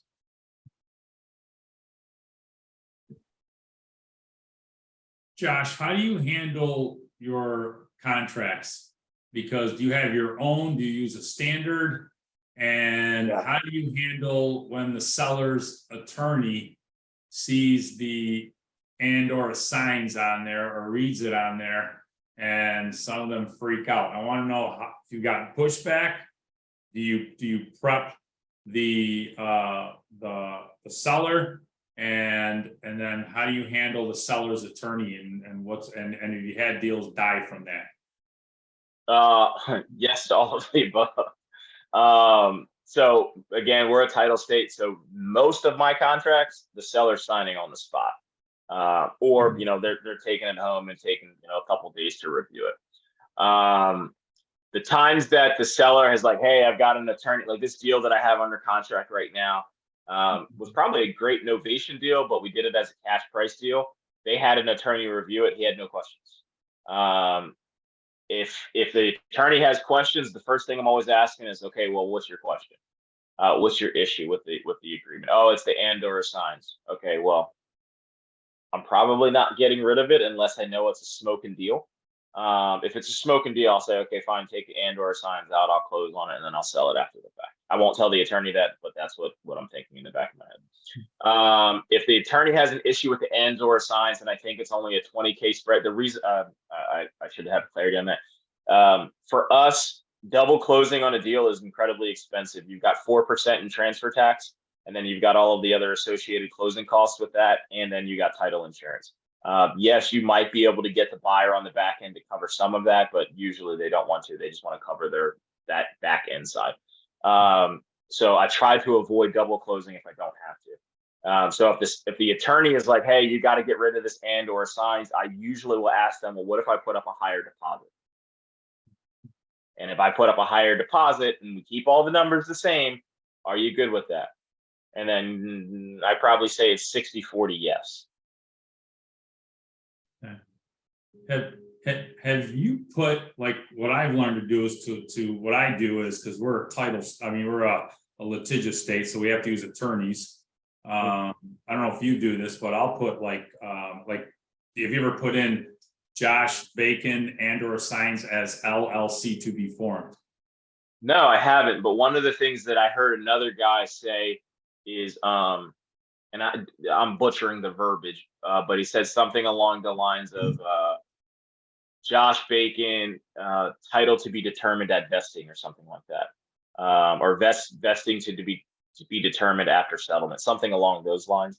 I thought that was interesting, but it's so rare that I've gotten pushback on that I don't even worry about it. The other side of that is we also, I think you asked that question, do we use our own agreement or do we use the PAR form, the Pennsylvania agreement or for realtors or something like that? We use our own agreement of sale that my attorney has drafted up. So when I first got started, the company that I went to go partner with, I used their same attorney and he just sent me what they used prior to me going there. And then he's made changes over the years, but for the most part, it's whatever he drafted up. I know here in Rochester, when a lot of the attorneys get these contracts that are not the standard, most of them red flag them. So that's what we have here. Yeah. So you guys have to use the realtor form. We don't have to, but ours is, because ours is 7 pages. And okay, that's not bad. And but so some people send in a 1 or 2 page one, and attorneys automatically knows. They're like, okay, boom, and they so that's why for me, what we end up doing is why I'd ask you that question. I like putting in, like if it was you here, I'd be like Josh Bacon and or signs as LLC to be foreign, because that way it'd say, oh wow, I'm probably going to put it into an LLC. It automatically negates them questioning the and or signs. Once I did that, it automatically, I just squash it before they even think about it. And they're like, okay, he's going to put an LLC, no big deal, approve the contract. And that's something that I may actually steal from you if that comes up. The only problem is I have 10%, Josh. I have a clause in our agreement that says assignable and novation, so we can assign the property and or novate it. So I'd have to get rid of that and then put that in there. But yeah, that's interesting that you guys just have different moving parts with the whole attorney thing. Our agreement of sale, the Pennsylvania agreement of sale for realtors, is like 14 pages long, so there's no way I want to touch that.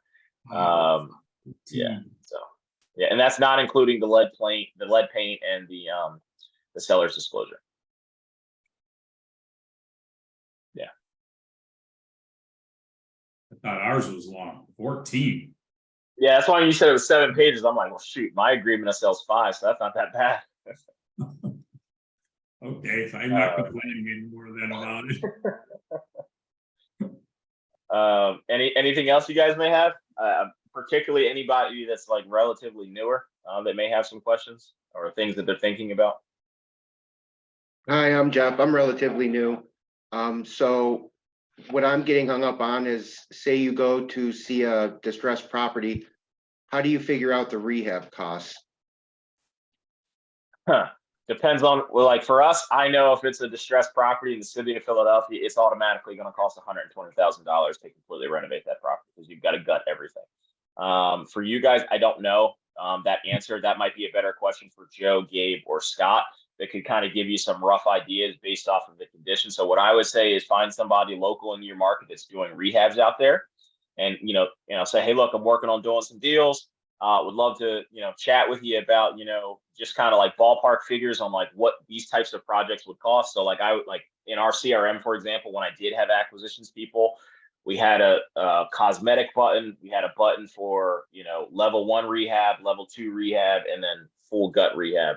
And each button they click would give them like a ballpark range of what it would cost to do that. So like a cosmetic rehab now is probably going to be about 35 grand. And that's just like changing out kitchen, floors, paint, windows. Like that, to me, that's considered cosmetic. Once you start adding in mechanicals and all that kind of stuff, you're getting in this 65, 75K ballpark. And then once you start everything, roof, the whole 9, that's when you're in that 6-figure ballpark. So I would find somebody local in your area. I would find somebody local in your area and pick their brain on what some figures are. Maybe Joe would be a great person to talk to since he's got a plethora of knowledge. But that's what I would do. Okay, thank you.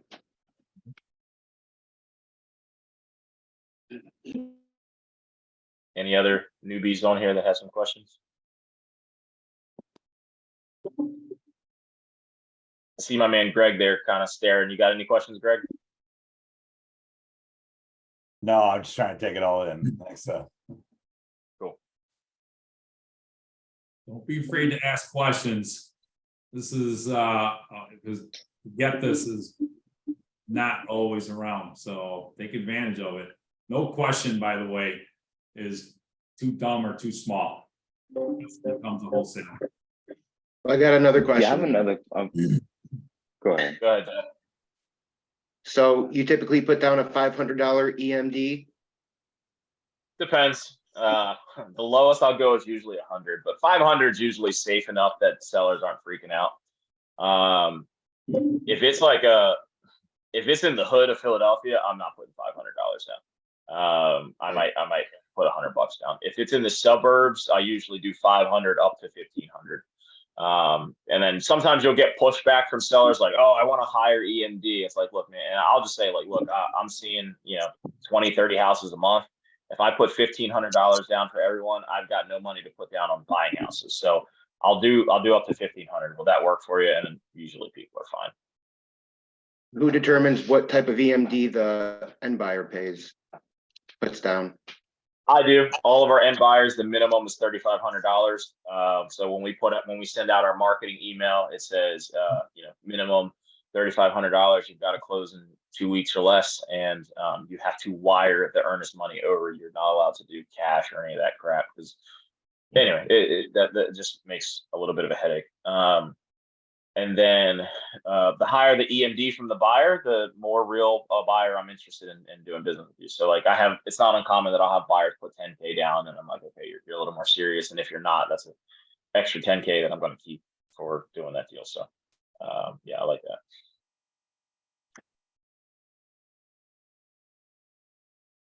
I think someone else had a question as well. Yeah. Yeah, I had a question. You mentioned going after inherited people that inherited properties. What kind of software, like tools, are you using to like scrape that data? I know you mentioned you don't really love PropStream, but yeah, how are you finding that? Yeah, so I use the MLS. So I use public record. So we use the MLS that's called Bright. Some people may use Trend. There's a handful of different MLSs throughout the country.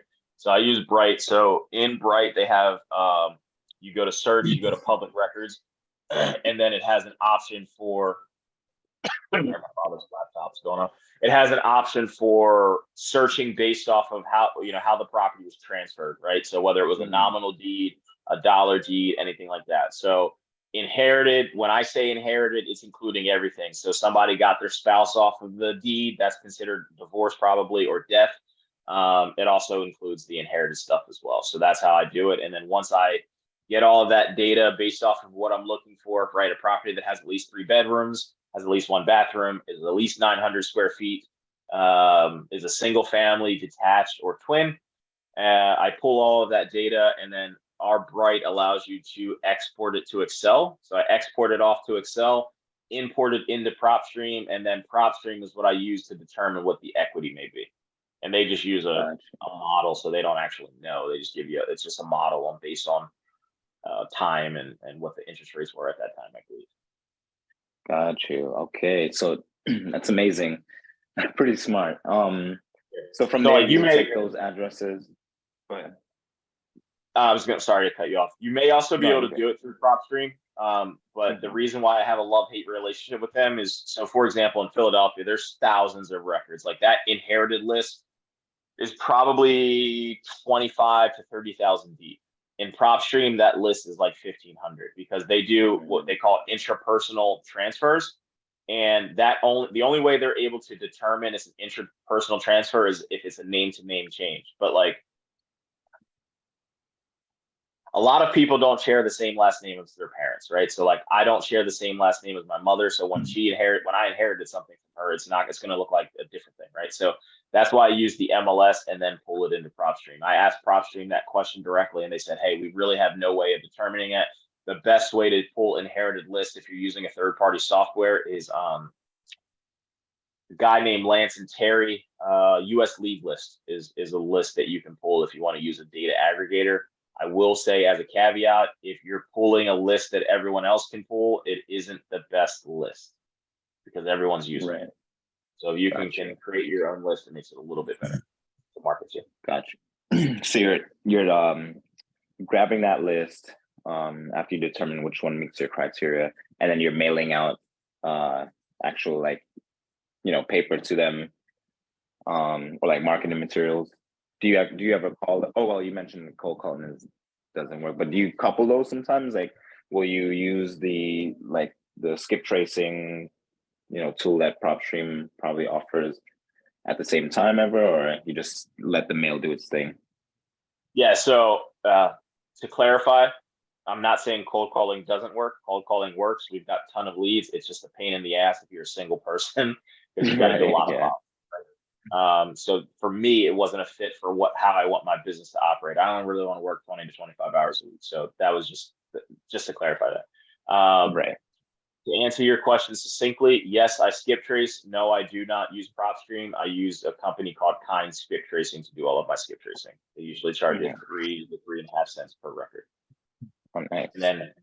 And then I couple that. So once the mail goes out, they also get text messages from us through a company called Launch Control. Got you. Okay, so you'll send the mail, get the number, and then do the text message marketing instead of calling, essentially, for the most part. Correct. And since this is a recorded line, I do have to say I'm not an attorney. Please check with your attorney to make sure this is all legal and we'll see. Right. Nice. That's awesome. Sorry, one more question. Sorry to bombard you, but no need to. what service are you using for the mail? Because you know, when I said I didn't, you know, I don't have the marketing budget, I'm lying because I actually have a print shop, so I can print marketing materials like pretty much whenever I want. But would I like get stamps and, you know, write those addresses, you know, myself?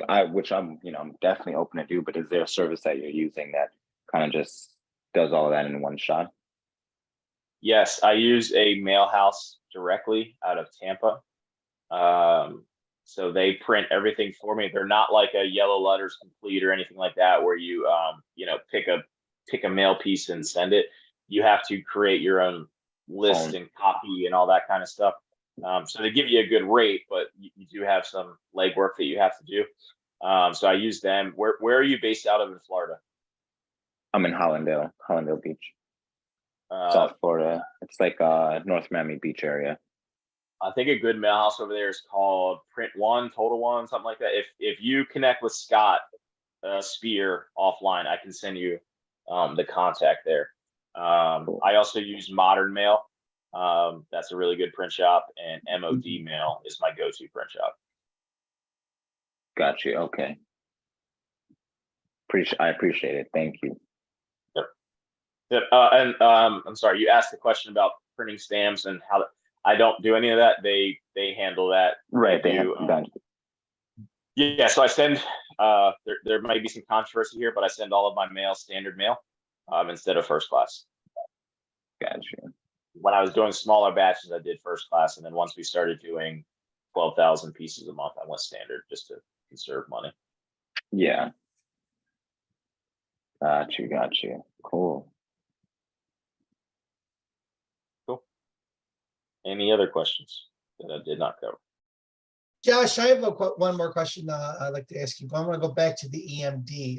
It's kind of an operational thing I'd like to ask you, but I know you said yours is like a $500 to $1,500 EMD, but I'd like to know what you do for the end buyer. Do you have the end buyer pay for the EMD no matter what, upfront or not upfront, but when due diligence is coming to close, or do you pay it kind of not out of your pocket, but and then have the buyer reimburse you?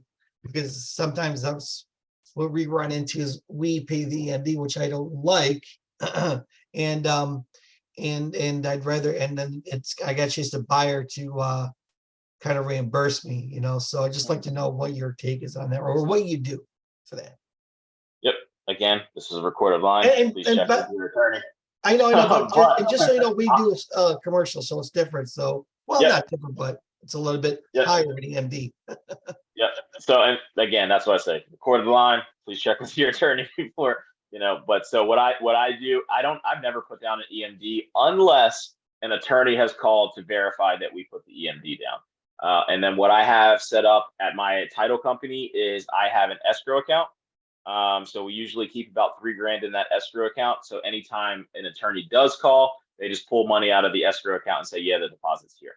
Other than that, we've never put down a deposit. Usually what happened is my title company won't charge me for titles that don't go through, bad titles or whatever. And then once the buyer is under contract, they have 3 days to send their earnest money deposit to the title company. If they do not send it within that 48-hour or 3 day, 72-hour, whatever that number is, 72-hour period, then we go find another buyer. So that's what we have written on our agreement to the buyers. You've got 3 days to get the deposit to the title company. I like that. Okay, cool. Thank you so much. Thanks. Yep. Josh, the deposit that you get, because some of the wholesalers want it direct. And then sometimes if a deal doesn't go through, they have to give it back. What do you suggest? Because I know bad things have happened when people have done that. I personally would never do that. All of our deposits are held at the title company. We have in our agreement of sale that the title company is the third party person. Everything has to go through them. So the deposit goes to the title company. If the buyer, we have something written in our agreement that if the buyer doesn't perform, they have 2 days, I think it's 2 days. I think they have 2 days to contest the deposit. If they do not contest it, the title company will release the deposit to us, with us sending in the deposit release or termination agreement. So I personally wouldn't want to hold the deposit, because that's just, I don't know, that's just putting you at risk for being sued. I don't like that. So I'd rather somebody else hold it and then be responsible for releasing funds. Have you ever seen wholesalers get the deposit, spend it, and then the deal die? No. And I've seen No. that, so I don't recommend them, if they get the deposit, that deposit, don't spend it until after it closes, because I've seen them die and they're like, I don't have the money to pay the guy back. Yeah, no. Again, another reason why I would say let it go to the title company. You never saw the funds. You don't even know it's there. Like, just send it to the title company or the attorney's escrow account, and let them be the one responsible for releasing those funds. Okay. Cool. Anything else? I see 2 new names that popped up after the fact. So if they have any questions, I got another go ahead. question. So say you agree on a price with a seller, they sign the contract. And then do you give that contract to, in New York, the attorney? So that would be a New York question. Our order of operations is we sign an agreement of sale with the seller. We submit that agreement of sale to the title company. The title company starts pulling title. And while the title company is pulling title and getting everything clear for a clear marketable title, we start disposing of the property. So we start marketing for buyers and doing that whole thing. So yeah, that would be a question for somebody in your RIA on how to handle that. But yeah, that's typically how we will do it. Okay, thank you. Jeff, are you heavily involved in your RIA? I've been going to about 2 months worth of meetings, so I'm fairly new, still trying to meet people. So what I would recommend, are you trying to do wholesaling? Yeah, So what I would recommend is the next 2 months RIAs. I'm guessing you guys have a main meeting that's in person. Yes. Yeah. I would recommend, don't like, do it obviously, but I would say get 10 new contacts minimum at each RIA, and then start building relationships with those people.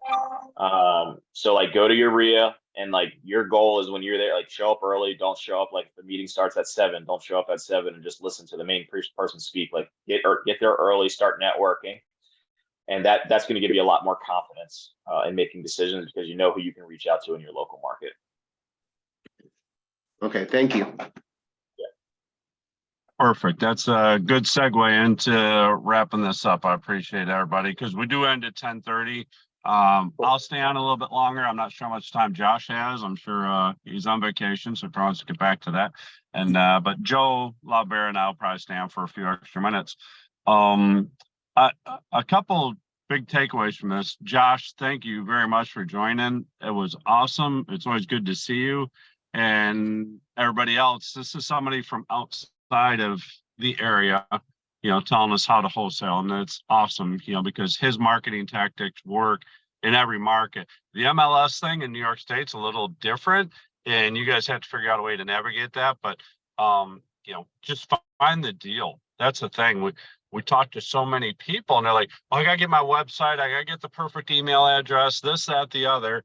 And, they're like, I can't start until I get all that. No, baloney. You got to have 2 things to wholesale, but you have to ask Gabe what those are. And he probably can't say it on a recorded line. When you see him, if you come next week, this is a big thing. You have to be a paid member of FRIA. Next week is the picnic. It is the biggest event of the year every year. I wouldn't be surprised if there is 150 people are going to be there. If you want to meet people, you need to come to them. And you can ask Gabe the 2 things you have to wholesale. Okay. But just do it. And that's what Gabe did. Gabe had no real estate experience. He sold a restaurant. He's like, I'm not sure what I want to do next. Maybe I'll do this wholesaling thing. He gave me a call. We talked about it. He talked to Mike Wagner. He just started doing it. He just picked up the phone and started calling people. And that's what you have to do. Your dream has to be bigger than your butt, I'm going to say. I would do this, but everybody has a big butt, okay? I did too, and I still do. You just need to do it, okay? Do the Nike thing, just do it, okay? That's what Josh Bacon did. He took a leap of faith, left something that was kind of secure, said, I'm going to do this thing, and he did it, and he's succeeding. And the dude works, he says 20 hours a week. I think he works less than me. I'm going to be honest with you. And he should be, because with the new baby and all that, you really want to enjoy that time. But no, Josh, thank you very much for joining the group. It was awesome. If you want to learn more about wholesaling, like I said, August is wholesale month for the Deal Makers group. In 2 weeks, show up at Ferrari's Pizza. In 2 weeks, Joe Lavabera and Gabriel are going to be there, 2 local guys. Gabriel does wholesaling with self-storage on a national level. He's done wholesale deals as far as New Mexico. Okay, he managed the whole deal. It worked. And Gabe, I think from that one, what is like $100,000 wholesale fee? Not a bad day.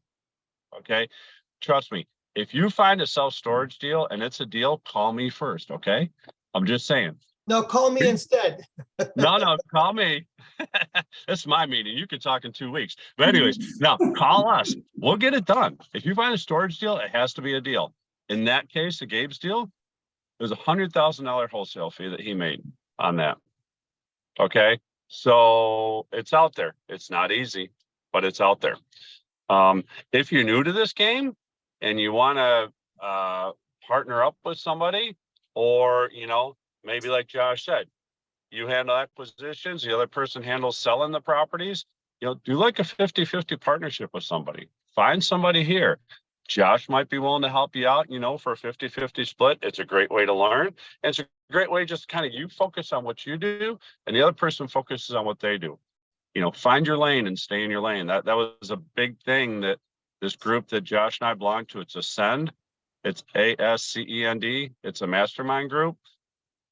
It's a really good group, and they don't really talk so much about business. It's more about life. How do you do the work-life balance, but more balance your life? And that's the big thing with Ascend.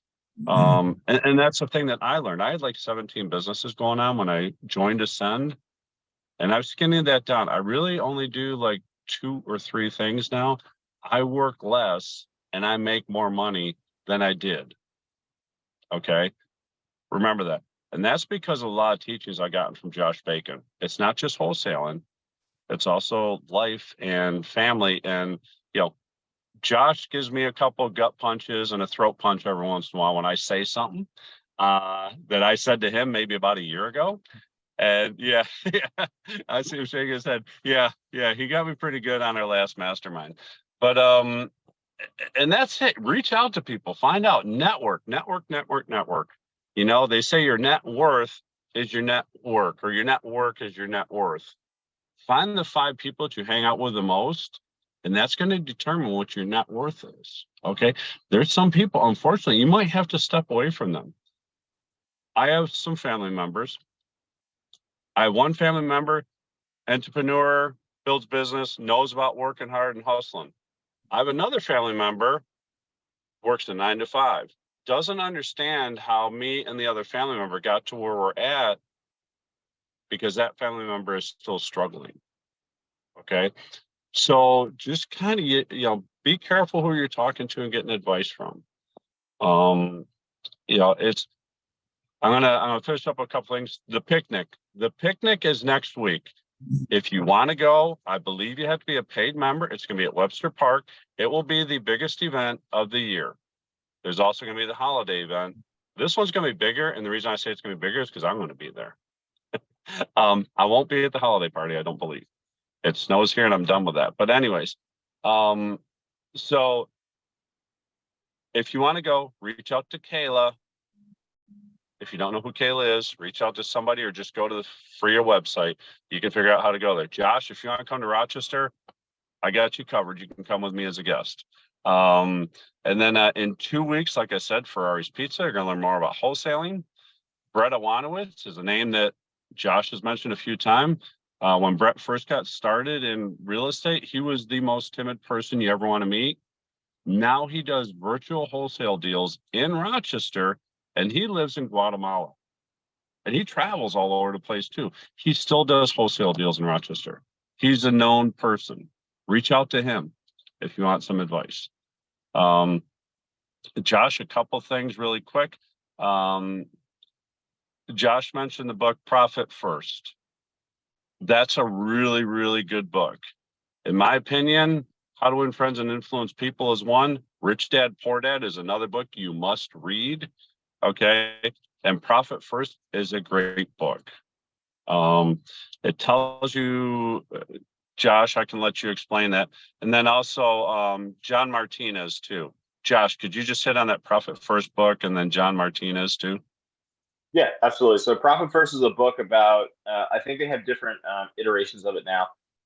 When it first started, it was all about entrepreneurs learning how to make profit be first instead of last. I know it sounds weird, but basically every time you get paid, put money into your profit account. And then it talks about like all the other accounts, because I don't know about you guys, but when I first started this business, it got to the end of the year and I'm like, oh shoot, I forgot about taxes, right? So like, and I got hit with a 21K tax bill that I wasn't prepared for. So once I implemented Profit First, I started, being a little, it was able to relax me, right? I like kind of knew where everything was. Like I kind of knew what my marketing budget was, all that kind of stuff. So really good book, just talks about how to break things down into different profits or different buckets, I should say, for your profit, your overhead, paying yourself, taxes, those kinds of things. And then John Martinez. John Martinez is a sales training. Midwest Revenue Group, I think, is their company name now. John no longer runs the training. It's another guy, Joe Green, I believe his name is, that runs it, or Jeff Green maybe. But anyway, great training for how to run an acquisitions appointment, calls, the whole nine. Kind of gives you some scripting, different talk tracks to use. But it's really good for just at least having a process when you go into a living room or if you're on the phone or whatever the case may be. Cool. Thanks a lot, Josh. Once again, Josh, I can't thank you enough for joining. You heard Joe Labera say he does 100 wholesale deals a year. On top of that, he's doing commercial, everything else. Josh, who do you think I mention to send to every once in a while when I talk to him? Yeah, I heard that and I was like, ooh, he'd be a good fit to connect with Steve or Alice. He does, man. Joe, I work less hours than when I was here, and I'm making more money. Yeah, maybe you want to look into that. I don't know, but that's up to you. Anyways, not even that. Some people do enjoy working, right? But it's a great community to be connected with. Scott alluded to, and I'll tell a quick story and I'll get off. Scott alluded to, he hit me with a throat punch. This was 3 years ago, actually, Scott. It was COVID, because it was the COVID appointment, the COVID meeting.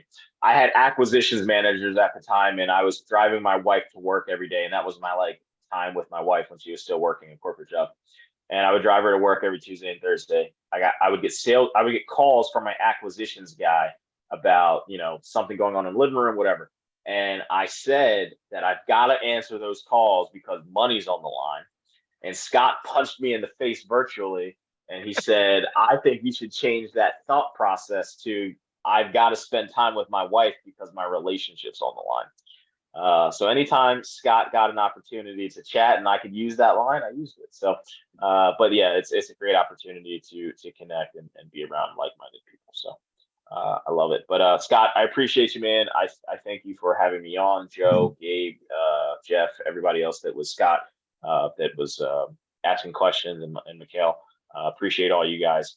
And yeah, if there's anything I can do to help, please reach out. Scott, do you want me to like leave my number, or do you want them to reach Josh, you? I was going to ask you, would you mind throwing your social media out there and then your number if you want, whatever you like to throw out there. I should have asked you this beforehand, but yeah. And then, Josh willing to throw that out there, I would say, look into taking advantage of that. So go ahead, Josh, if you're willing to.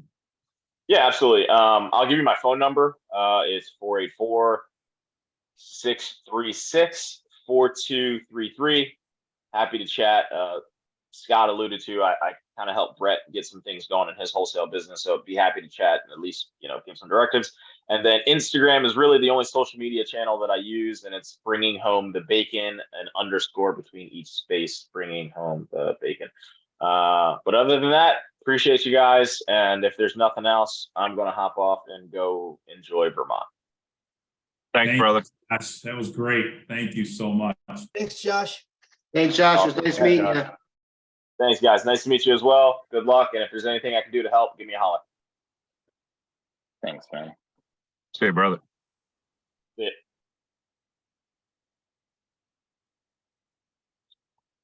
Okay, I'll hang on for a little bit. I can hang on for about 10 more minutes myself, 5-10 more minutes. If anybody has anything or wants to add anything. Yeah, I do. I want to Yeah. make sure, great meeting. I just want to make sure that people show up at the picnic. You didn't see me on a lot of the meeting. I was listening, but I was over there making sure I had the ribs ready. So, Famous ribs. yeah. So pretty much got a lot of that all done, and just want to make sure that people recognize that it's, I'll put it the way Joe Lababera likes to put it. It's a great networking event, and he normally does at least one deal at the picnic. So, it's more than just having a great time. It's also an opportunity to talk with folks who are of like mind and get an idea about what they're doing. And particularly if you're a buyer like Scott is, then you can find a whole bunch of people who got a whole bunch of things that they have to wholesale. So great opportunity. Like to see everybody there. So looking forward to it. Thank you, Leon. I was gonna call you out if that was okay, but I'm glad. For anybody who doesn't know Leon was the president who kept FRIA going. He joined in early on and then kept it going through COVID. COVID was a tough time for a lot of people, but Leon, I really admire him for keeping this thing going through COVID. And now look at the size of it is. Leon was really instrumental in FRIA, what we do, what we're about, and all that. And absolutely come to the picnic. If you have a significant other, bring them too, because we like for them to meet the people you're dealing with. My wife will be there, and she always has a great time. She's not involved in the business totally. She is somewhat involved, but to meet the people that you're dealing with helps your significant others understand why you're doing what you're doing.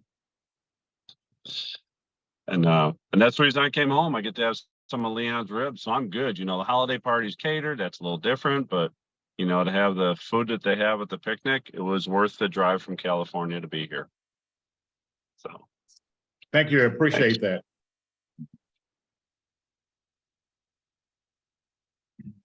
cool. Anybody else got any other questions or anything you want to add? Joe, is there anything you want to say or promote or anything like that? Or Tom, you're now known as Tom. Yeah, I got Jason on the brain today. Just get on the FRIA website, see what's going on, get connected. And definitely see about the landlord meeting and also the deal makers meeting, or so the DIY group, DIY real estate. There's a ton of experience that's going to be there. There's newbies, there's every gamut of every facet, every type of real estate person that's going to be there. So definitely check it out. Cool. All right. Anybody else got any other questions or anything you want to bring up? I just wanted to thank you, Scott, for taking the time in the Jeep to sit with us. And Joe, to see you again. Guys, thanks for your information. Taking kind of a passive seat right now, listening, but a lot of this is putting together a bigger picture from my side into all sides. So I appreciate your time. Thank you.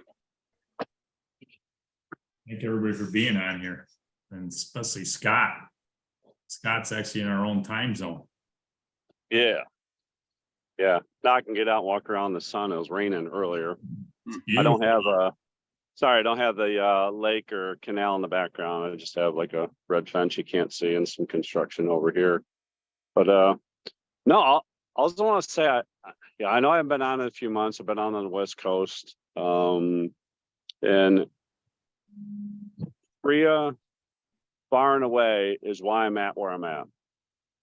My wife and I live in an RV full time. We've been doing it for 3 years. We can go where we want, when we want, for as long as we want. And the biggest reason is because of Freya. I know people come and go to Freya. You know, they're like, oh, I learned everything I could from Freya, so I don't need to come anymore. No, that's not how some of us operate. We give back.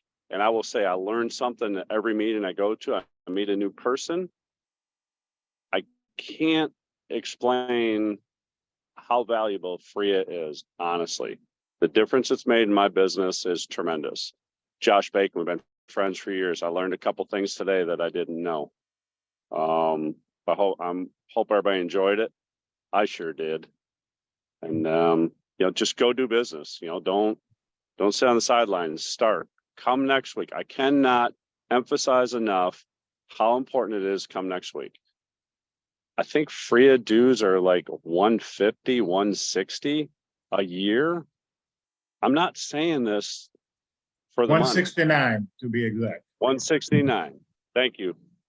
169. I'm not saying that for the money. Trust me, I don't get anything for promoting this.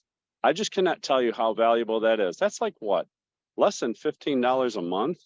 You know what? Less than 50 cents a day to join Freya and to come to the picnic next week. Trust me, you will get 10x the value at least if you come next week to the picnic.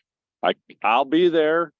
You know, if you're new, come on up, shake my hand. I might be a little busy, but you know, I'm going to hang around. I will probably be one of the last ones to leave. That's how we do it.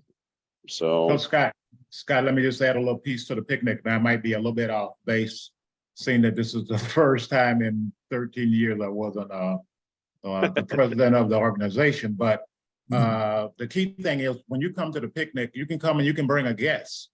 So if you come to the picnic, you bring a guest, your significant other, and basically that's you've gotten your $169 back right there. I mean, the drinks, everything is free. You know, you just have to be a member. So the value proposition is pretty straightforward. Sorry, Scott, I just want to interject that. no, and thanks for bringing it up. That is something I forgot to mention. It is free. Everything is free. There's been beer there in the past. There might be again this year, but it's all There will free. As much as you want. If you want ribs, trust me, you better get them early because they always run out of ribs. Okay. And Leon knows, man, Leon, I can't imagine how many ribs you're going to cook this year because you know how many people are going to be there. So it's 169 for 1 year. And if you want to join like with a partner or something like that, what is it? Like 219. 219. Yeah. Yeah. And then, so you're both members, you and your partner, you guys can bring a guest each. So, that's it. I got off my soapbox about the picnic. If you're not, Joe Laubera says, if you're not there, you better be at a funeral and it better be your own funeral. Okay. That's how important this thing is. Even if you can come for a little while, just come. That's all. So that's it. I'm good. Anybody have anything else they want to add or questions or anything? I'm good.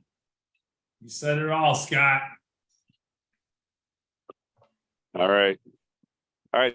Thanks everybody for joining. I'm going to head out, go spend some time with my lovely wife, and then maybe work another hour or two this afternoon. Okay. And I got a Thanks, big meeting everybody. tonight. So Thanks, Scott. talk to you guys later. Thanks, Take guys. Scott. Have a great day. Have a Thanks, good one. everyone. All right. Bye-bye.